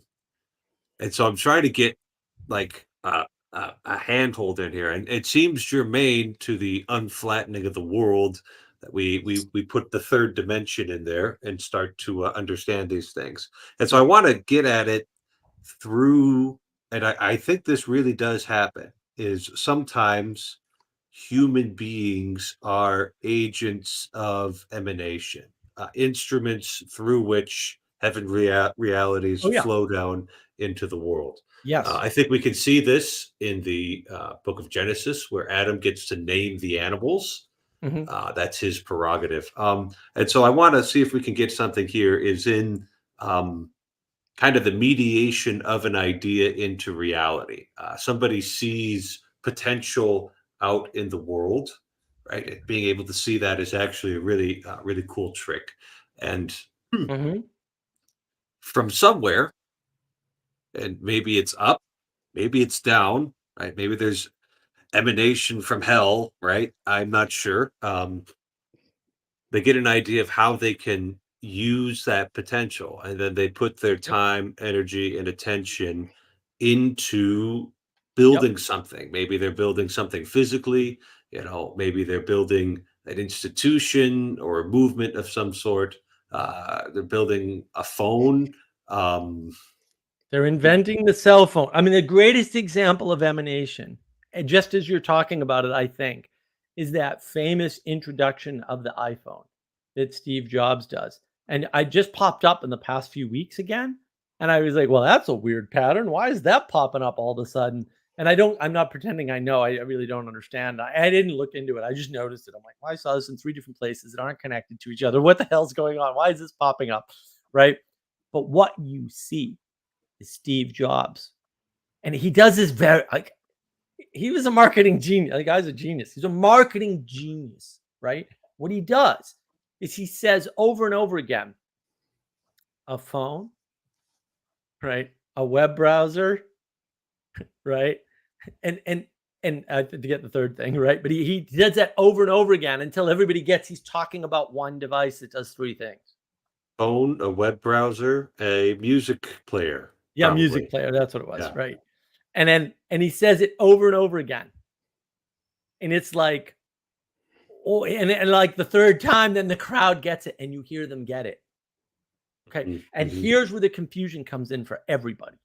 And fair enough. Like I'm not denigrating anybody for not understanding this. This is hard to understand, especially in a flat world. When you see that from the flat world, from the plane that you're on as a human, that looks like it emerged from Steve Jobs. That's what it looks like. Okay. But my argument would be it emanated from somewhere. And to your excellent point, I didn't think of it this way before, but you're right. Heaven or hell, because I don't know which side I'm on that one. With got my phone smartphones off. specifically. My phone's off for a reason, right? It's like, ooh, little demons in there. They're going to get me. My little phone here. And that is not a phone, sir. Although it did save my It is life. a phone. It calls I'm people. You have eternally- verified that personally. I'm eternally grateful to that little non-phone of yours. Right. The fact that hell is outside of you means that things emanate from it. Because emanation isn't like we have this sort of Baptist idea, right, of heaven and hell where one's up and one's down. And in one sense, that's true, but only on a flat plane. And fair enough. Like, look, this stuff is hard. You can't keep the concepts in your head. I get that. I'm not asking you to. I'm saying that when we flatten things, we need to be aware that we did it and know that we screwed up and that we had no choice and forgive ourselves for screwing up. And then say, actually, both heaven and hell are outside of us. And therefore, anything from heaven or hell that touches us is an emanation in some sense. The question is whether the emanation is good or bad. The confusion is that when things happen in the world through us, because it's often through us, maybe it's always through us, or maybe always through us and some ineffable higher power. Other I might call it God or something stupid. Anyway, we see emergence. That's what we see. It's all we can see. We can't see things that are ethereal coming from outside upon us. Right, right. We don't have the Ghostbusters, spectral Geiger counter to let Right. us know And when a like principality is showing up. Right. like Vervaeke says, our consciousness is aspectualized. I remember that from Yeah. Vervaeke. Right. And so that's really the problem. And I like that insight, Father Eric. Thank you for that. This idea that hell is also outside, therefore emanates. Once you understand that, it's like, well, everything's coming from outside of us to some extent, and we're mediating it. And that puts us in the middle of it. We are in the center of it. This is where the Western Buddhism gets confused, right? This is the Eastern Buddhism. Don't get confused by this, but I don't understand these people. Go talk to your Asian friends, guys. Really, like it's not that hard. I did. Asian They friends told from me. Asia, not second generation immigrants. Some of the second generation ones actually know it too. They're like, "No, that's a Western idea. That we don't have that in Buddhism in the East, even though they've never been there. They know this." So this idea that you are in the center of all this stuff that's outside of you, and you're mediating it somehow. And in Christian speak, which I don't recommend because that's not my bag. Right? That's Father Eric's bag. It's not my bag. That would be bringing together heaven and earth. Right now, you don't have to do that. You can bring hell and earth together, but would you please not? Just for me. That's called the Great Personal Reset. favor for navigating patterns. Right. And that's the problem, is that we lack discernment, so we don't know when we're doing which. We're bringing something, and if you're progressive or your emergence is good, because I think those are actually the same statement at some point, you know what you're doing, man. Like the So- thing you're bringing into being might not be good. It might be bad. So emergence is good would be a direct result of living in flat world, because all you can actually see is the emergence. And so you Yep. would say, oh, look, new things are coming, and some of them are good. Therefore, yeah. All the goodness comes from emergence. The All of it. progressive it ties right into progressivism too, right there, right? It's just Right. the progress without even understanding there should be a goal, that to aim at. Every good thing that we have emerged. I don't disagree. Right? The problem is lots of things emerged, guys, and almost none of them were good. Right? I mean, I could go all the way. I can say, hey, genocide emerged, slavery, chattel slavery specifically emerged. All slavery is not chattel slavery, by the way. That's a good point. Right? That's such Well, a good point, Mark. People use slavery. They're talking about chattel slavery. They don't know it. Fair enough. Like they don't know the difference between chattel slavery and other forms of slavery. There's lots of forms of slavery. Chattel But- slavery is like not good. Like No, I can just say that outright.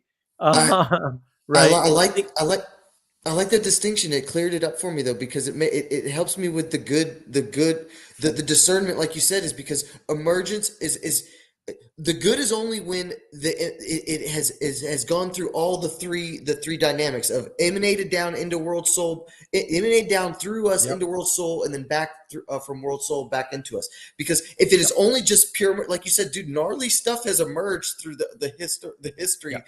of the human experience, and that's Right. all not necessarily emanated from the one true God. So Exactly. that's a great distinction. Yeah.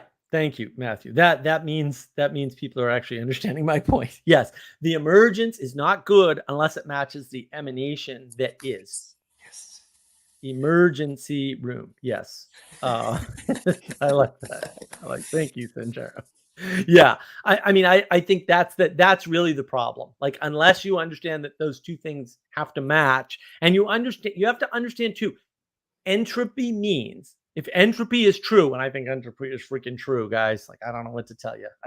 I don't know what the difference between entropy and time is. I'm sure there's a difference, but I'm having a hard time finding it. Entropy is Amen. true because time is true, right? Right on top of each other. They're right on. Yeah. They're real close. They're not the same, but they're real close. They depend on Right. one another. But if entropy is true, that means things emerge all the time. Get over it. This isn't important. Your involvement in those things is important, right? And so you need to pay attention to that, your time, energy, and attention to what is emerging around you and what is emerging from you, so that it's not bad. because the odds are statistically bad. Anything that emerges is almost certainly going to be bad, right? And it's up to us to cultivate it towards the good.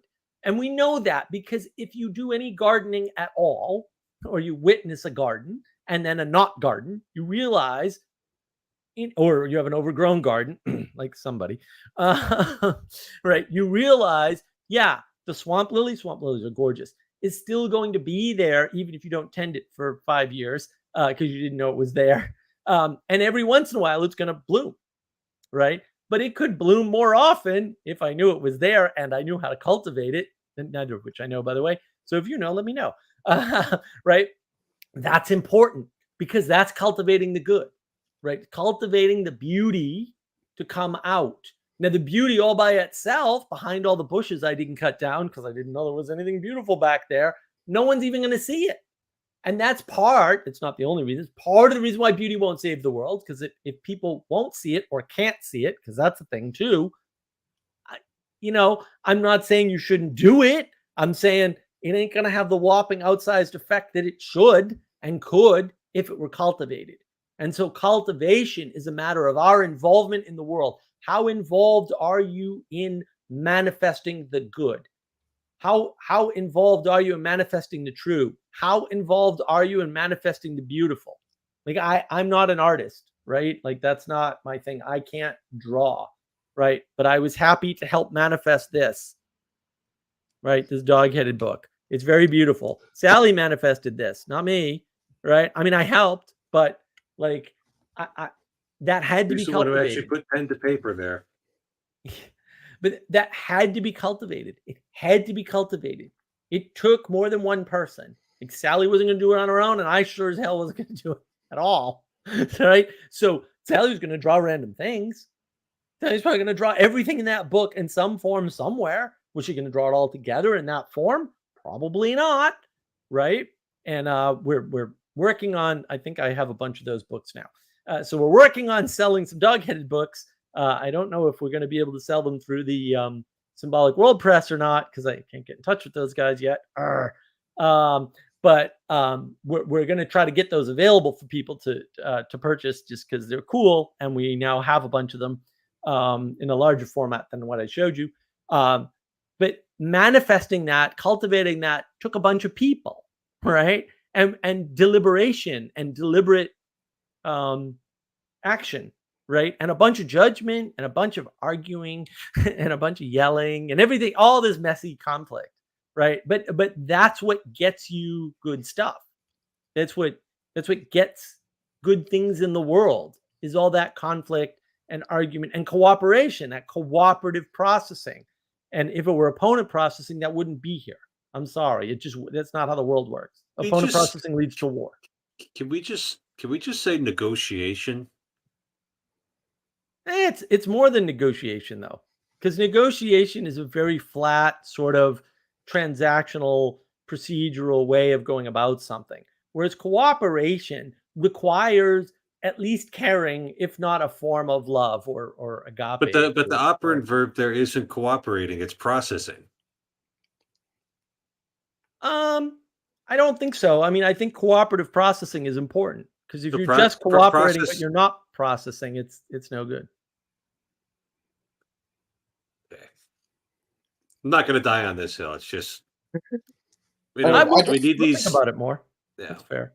Oh, I just wanted to mention some more is clicking here, as you said too, because there's also a way in which the best way for us to kind of, if we don't have direct access to the ultimate reality, the God, to the that which shall not be named, the Abrahamic God, it seems like the way we can kind of strive and gesture towards that is like those transcendentals. It's like this intermediary kind of again, in that textured, not the flat world, this textured reality, this layered reality. It's like this realm that we can kind of strive for and dance for. It's like you said, you can get together with your friend Sally and put your guys together, cooperate, whatever, negotiate, whatever word you want to do, and anyways, and come together and create something towards the good. And it's like, that is definitely fighting against entropy. And also, I think it's, I mean, here comes Christianity, the disclaimer, but I think it's proper. I think that's what we're supposed to be doing as humans. We're supposed to be Yeah. we're supposed to Tending be the garden. yes, So- tending the garden, but tending the garden communally, right? Right. It's like a garden is not much of a garden by yourself, man. So, Right. Especially because the zucchini is always outrageously productive. what I'm struggling with the transcendental values is, the question is, am I making a mistake by not adding love as a fourth value, by not They're also not- I don't think value is the right word. Yeah. So I'll give you the traditional explanation of it. So we've got this idea of being, right? Of just existence. And it's like, oh boy, that's a real big idea, right? And like we can't really get at it. So what we do is we put it through our philosophical prism and we break it up into smaller bits and we look at the same reality from different aspects. So the first transcendental that nobody ever talks about is actually unity, right? Insofar as a thing is, it's only one thing, right? This is where Mark and I were kind of against all this little corner language, because we look at what's going on over there, and maybe it's not the worst thing in the world, but it isn't one thing. It's a bunch of different people with different goals that are kind of occupying the same space. So it's just kind of a heap of YouTube channels and Discord servers. Maybe that's fine. Maybe that's the way we need to be handling things. I don't know. So unity, right? Insofar as a thing exists, it's only one thing, right? Because if it were two things, then it'd be two things. It's real simple. You should be reading about this in your Neoplatonism stuff, Matthew. Yes, I am absolutely. Now, a thing, insofar as it exists, has some kind of properties that are its proper perfection, right? So the rock is solid and it's hard and it's dense. Those are the proper perfections for a rock, which the feather does not have because it's a different kind of perfection. But you can communicate these good properties to other beings. And so insofar as a being is capable of perfecting another being, of sharing and communicating its perfections, it's actually good. So the good that we're drawn to is what perfects us as human beings and makes the world a better place. So it's this ability to share perfections. If your perfections are misaligned, like the hardness of the rock, contrasting with the brittleness of the glass, well, I mean, that's not actually good, but it's not the rock's fault that it got thrown. So, Right. and then we've got truth, right? Insofar as you have being, it's knowable, it's intelligible. You can understand its nature, its properties, its function, how to relate to that in the world. So, and then there's beauty, which is debatably actually a transcendental value. I think Aristotle taught that beauty was only something that applies to material creation. It doesn't apply to spiritual creation because it needs proportionality. So a beautiful thing has the proper proportions. So you look at this magnificent visage here and how perfectly proportioned my features are. It's amazing. I can manage to stay celibate. Now, DC Singler made a good point about beauty, which opened me up to the idea that it may be a transcendental. He called it a disinterested contemplation of being, such that you're not interested in acquiring its perfections for yourself, but you just gaze upon it. And I think that might actually be correct and might be an insight where he's correcting Aristotle. So it's when we're looking at these transcendental, like he called them transcendental values. I don't think that's correct. They're transcendental properties of being. Right. These are properties of being where we break it up so that we can understand it. Love is how you relate to that. Okay. Yeah, because you want to conform yourself to that. And what love does is it unites different things together. So I can, with perfect comprehension, say, I love God, I love my mom, I love my friend Mark, and I love pizza, right? So it's like, okay, how are we using that same word to describe your relationship with those four very different things? And it's like, well, I spend time in prayer with God, and I strive to follow after him and be with him. Uh, spend time with my mom and show the love proper to my mom. We have the love of friendship between me and Mark, and I'm unified with the pizza by eating it.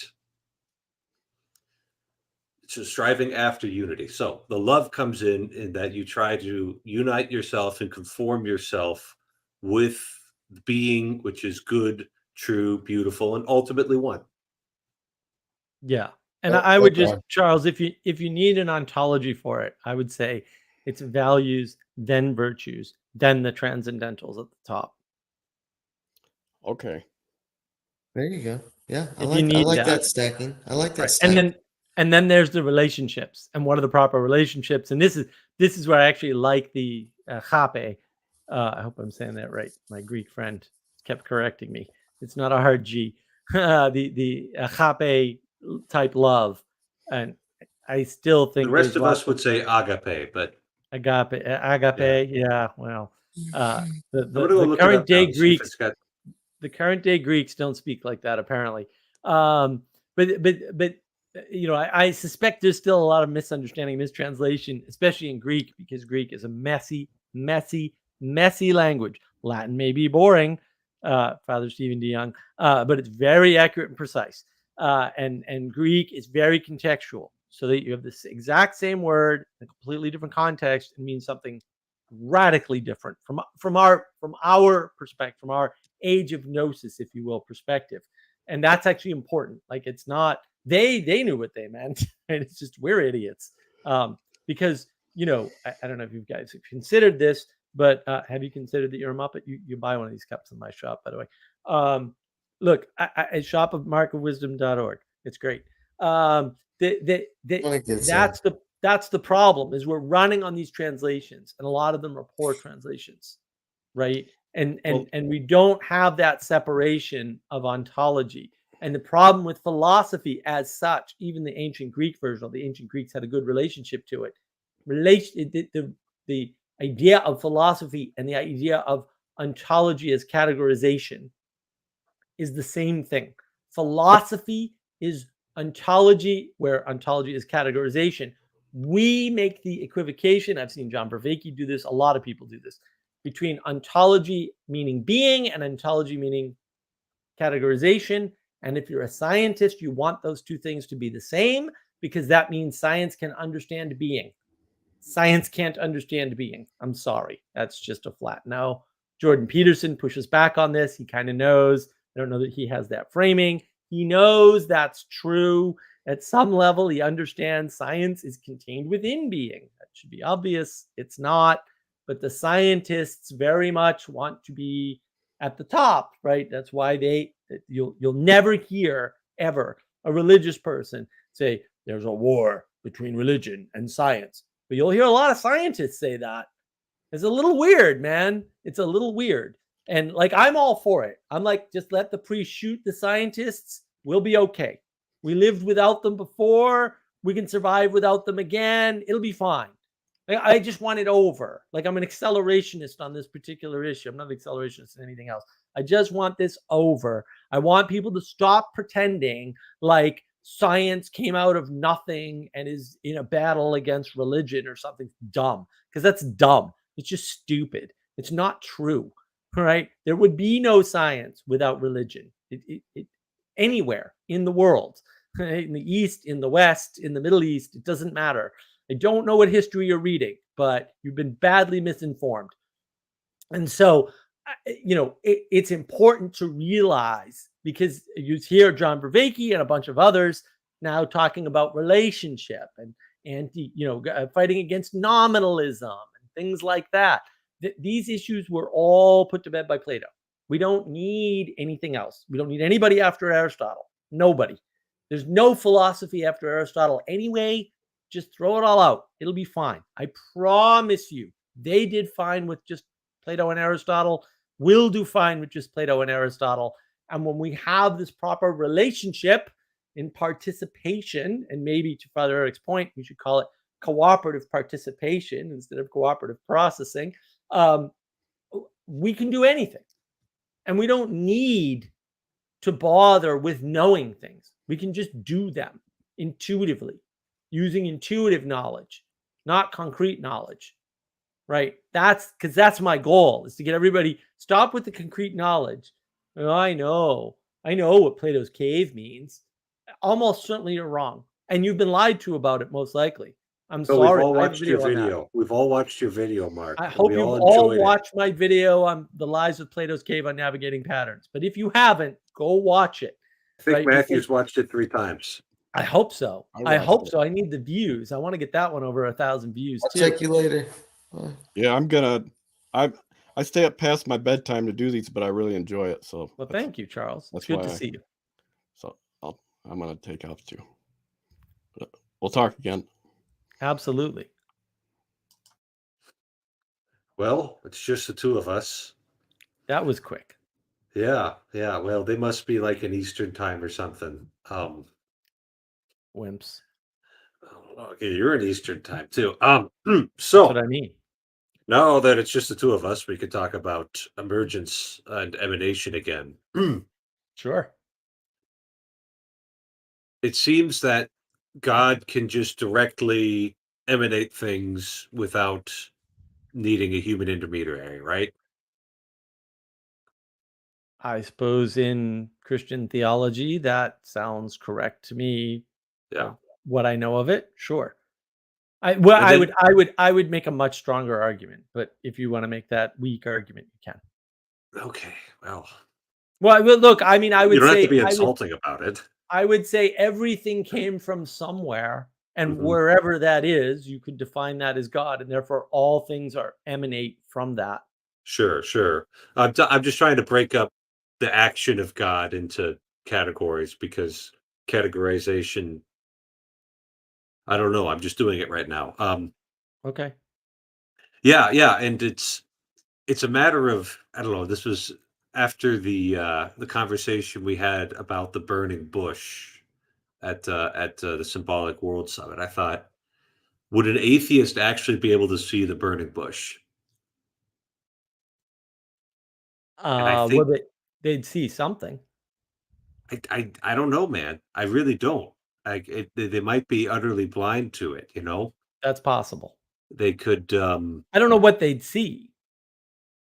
Yeah, they might Well, just see a bush. Do you remember the PVK story, the Pastor Paul story from the book there, where the guy goes to the beach and they're like, the God is on the beach dancing. And he's like, I don't know what you're, and I think it's his daughter is there. And she's like, what are they pointing at? And she can't see it either. But a lot of cases, especially, so this is what I see from the say the meaning crisis perspective, not the crisis of faith perspective, from the meaning crisis perspective. A lot of Christians will look at meaning crisis people and say, oh, John Vervaeke totally sees this thing. And it's like, well, he sees something. And it's probably actually the same thing, but he doesn't see it deeply because he's in the flat world. That's where the flat world becomes a problem, right? Because the people who aren't in a flat world see the same flat thing, but they see the depth. And the flat world people who are stuck in the flat world see the flat. And so they can describe the same thing propositionally, but they can't take it seriously, right? We take the next step. What does that mean for the world, right? If the thing you're describing is that way, what does that mean? This is why I'm, a little upset about distributed cognition. You add time to distributed cognition, and suddenly that has massive ramifications about your worldview. It changes everything. That one thing, just add time to distributed cognition, and now tell me why the oldest traditions aren't the best. Just go ahead, just tell me, because they have to be. They have to be. It's definitionally must be true, right? And then what does that? Well, there's lots of old traditions, Mark. Fair enough, but who said there had to be one tradition to rule them all? That sounds a lot like something Tolkien might have warned you against. Well, But I would argue the Catholics don't even have one tradition, right? Because Sure, sure. Yes, you there's go to the different Catholic churches, and you know, you kind of get different results there, right? But I would argue that the pattern's the same. mhm. And then this is where the scientism people get messed up. They're like, well, we want the universal pattern to rule them all. It's like, that's the same as the One Ring, guy. You're not getting that. And you don't need that. And you don't want that. And then these same people go, but we need diversity. Well, guess what? What diversity means is that your pattern, even though it's the same pattern, is going to get instantiated differently all over the place. And that's not a bad thing. That's a plus. That's a good thing, right? Because the way you worship in the mountains should not be the way you worship in the desert or at the ocean or on the plains, right? Like these just shouldn't be the same. They can't be the same. There are physical restrictions. And this is one of the things I want to push back on. So I finally heard, and Manuel was saying this to me, and I was like, look, I don't doubt you what you're saying, but I haven't heard him say it. John Vervaeke was saying, oh, well, emanation constrains you from above. And I'm like, that is exactly backwards. That's completely the opposite of how it works. Like the whole idea that we have free will to disobey God in the Bible is sort of an indication that he's like, yeah, whatever, bro. Do what you want. I think the way he gets to that is he looks at, we'll say, what we'll call the laws of physics, because that's the most convenient way of looking at it. Sure. Those are certainly constraining, right? I can't, just go walking wherever I want because there's nothing to Right. stand on there. And you can look at that and you can imagine that it's coming from above, but so that would be like kind of a emanation, but not like the most interesting kind of. That's like the most boring kind of emanation. Well, it's odd, right? Because it's emanation in one way, in my definition of emanation, where creation emanated. I don't know how you get around that, but whatever. Maybe you can. I don't know. Maybe you're illogical. I don't know. Right? So yeah, it's an emanation in that way. But I think the reason why he puts it there is because, and I'm sure he's actually heard my critique. It's not from me, from somewhere else. He never defines emanation.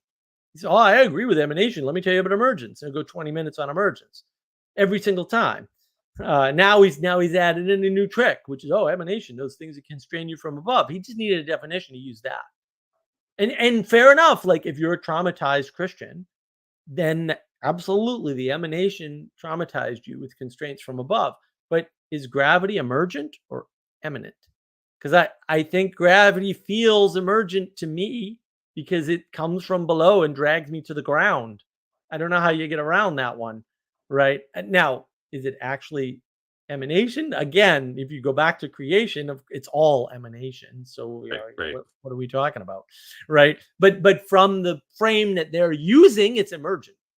Gravity's definitely emergent. All constraints are emergent in their model. They definitely are, right? It's the freedom argument that we're arguing about. Sam Harris resolves this with determinism, right? But that's dumb, and his argument's No illogical, determinism. irrational, unreasonable, and wrong. It's just wrong. Like I don't even know how else to describe it. Like you couldn't conceive of free will at all as a concept if you didn't have some. Period. What's the point of a Definitionally. philosophy that you cannot possibly consistently act out? Right. It's just the Right. Well, determinism is what got me into this whole Christianity mess in the first place. And I just knew it was wrong. Right. So that becomes the problem with these things, and people don't realize the irrationality, unreasonableness, right, and illogical behavior of these people. Even though, like to me, it just screams in my head and makes me angry, or cry. I alternate, to be fair. So that's the problem, is that they use a word like emergence. They think they're talking about the same thing. They use a word like emanation. They think they're talking about the same thing. Flat worlders are not talking about the same thing. The flat world does not understand emanation the way you understand emanation. It does not understand emergence the way you understand emergence either. They're using those words in a very different way because they lack the depth of conception that you have as a not flat worlder. And Covering flat worlder. or recovering. Oh, even better. Oh, I like the humility there, Father. But That's it's great. because it's like, man, Isaac Asimov, that was my jam. It like I was trying to hold Asimov and the Bible together, and well, guess which one won? It was the Bible, but you know, old It's touch, Asimov put up a pretty decent fight. it So was let's touch give and him go credit there where for a credit's while, due. right? Is that what you're saying? Touch and go. Yeah, well, it was, it was like I know this is wrong, but I don't know how the alternative's right, basically. Yeah. Well, and that's the age of gnosis stuff that I tweet about. That need to know. Like, I need to know that I'm doing the right thing before I do the thing. And it's like Mhm. that's never ever going to be the configuration of the universe in which you live, right? That's why getting people to actually commit to a vocation in life, marriage or priesthood or anything like that, is hard these days Right. because they want to know ahead of time. And Yep. so Yep. when I'm working with people, I'm like, look, man, you can go to the seminary for a year or two, and like you're a good guy, you'll figure it out. The Lord isn't just going to be jerking you around there. He'll Right. let you know. Um, but this like, oh, I've got to have the mystery incantation, which lets me know God's will with perfect certitude so that I can actually act. It was like, well, no, you Right. go act and then you get a little bit of feedback. And as long Right. as you don't go too far, you'll be fine. Don't worry about it. When that's why I like John Vervaeke's participatory knowing, because it re-enchants knowledge, right? Mhm. It makes knowledge great again in some sense, right? But the right type of Mhm. knowledge you gain by doing, Mhm. rather than the type of knowledge you gain by reading, Mhm. which Mhm. is not nothing, but also not great. It's not great. Burn all the books. I'm still there. Like really, like you can figure out everything you need to know in the world without books. I know this because there was a time before books. It's not that hard to figure out logically. And it built Very everything logical. that we see. What? The time before built books built everything that we see. Right. Well, books and worse media. I mean, I alluded to that in my monologue, right? It's like Yeah. media really flattened the world for us in a very bad way. And I'm not saying get rid of all media. Obviously, I'm using it, but we have to be careful, and we weren't Nobody should careful. have a smartphone until they're 25. And nobody should have a smartphone, maybe. Um, Okay, well, you better if you're gonna say that, you gotta. Smartphones are making us dumb. I mean, they really Yeah, are. Like, yeah. well, Tell me about it. everybody like the promise was, well, you're gonna have the sum total of human knowledge in the palm of your hand. That's great. You know what though? No one ever looks anything up. They're sitting there arguing with me, and I'm like, bro, you've got the Google. Like, go use it. If you think I'm wrong, that's fine. Like, maybe I'm wrong. I don't know. But why don't you bring some evidence? You got the damn thing. You have the evidence thingy. Like the evidence of the universe is right here. Like, like and if you look on the internet, you will find some validation for your idiotic idea. You will. Some other Muppet moron out there will have come up with the same stupid conclusion that you had.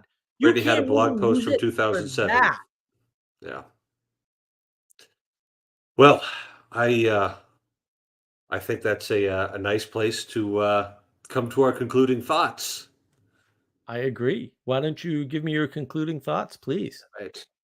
The Lord knoweth the thoughts of men, that they are vain. Blessed is the man whom thou shalt instruct, O Lord, and shalt teach him out of thy law. Thoughts Excellent. of man are vain. Flat world. Flat world. Look, I went over a lot of stuff, especially in the monologue. I don't know how good the monologue was. Hopefully, I'll get some feedback that's useful. I hope everybody enjoyed it.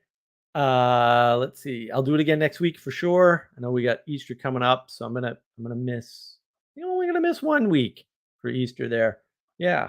Only gonna miss one Friday. Check out all my other awesome videos on Navigating Patterns YouTube channel because that's where I am. Someday I'll get an audio podcast going. I have it already. I'm just freaking overwhelmed and lazy. I don't know what I'm going to cover next week. Oh no, I do know what I'm going to cover next week. What am I going to cover next week? Next week we are going to have another fascinating discussion, and the discussion is going to be around space. So, which is the solution to the flat world. So we're going to talk about space. And that's part of re-enchanting and getting out of this flat world trap. So I'm going to try to do a treatise on space. And unlike this time, I'm actually going to prepare my notes ahead of time instead of the day before, and then have too many notes. And hopefully it'll be a good and much shorter monologue. Although can't promise that. Space is a big topic. Have a great week, everybody. Remember to drink lots of Sampel and drink some Table Rock tea because it's awesome. And I will see you next week. Hopefully you will be out of the flat world and into the symbolic world with the rest of us. Have a wonderful time. Talk to you soon, and be well.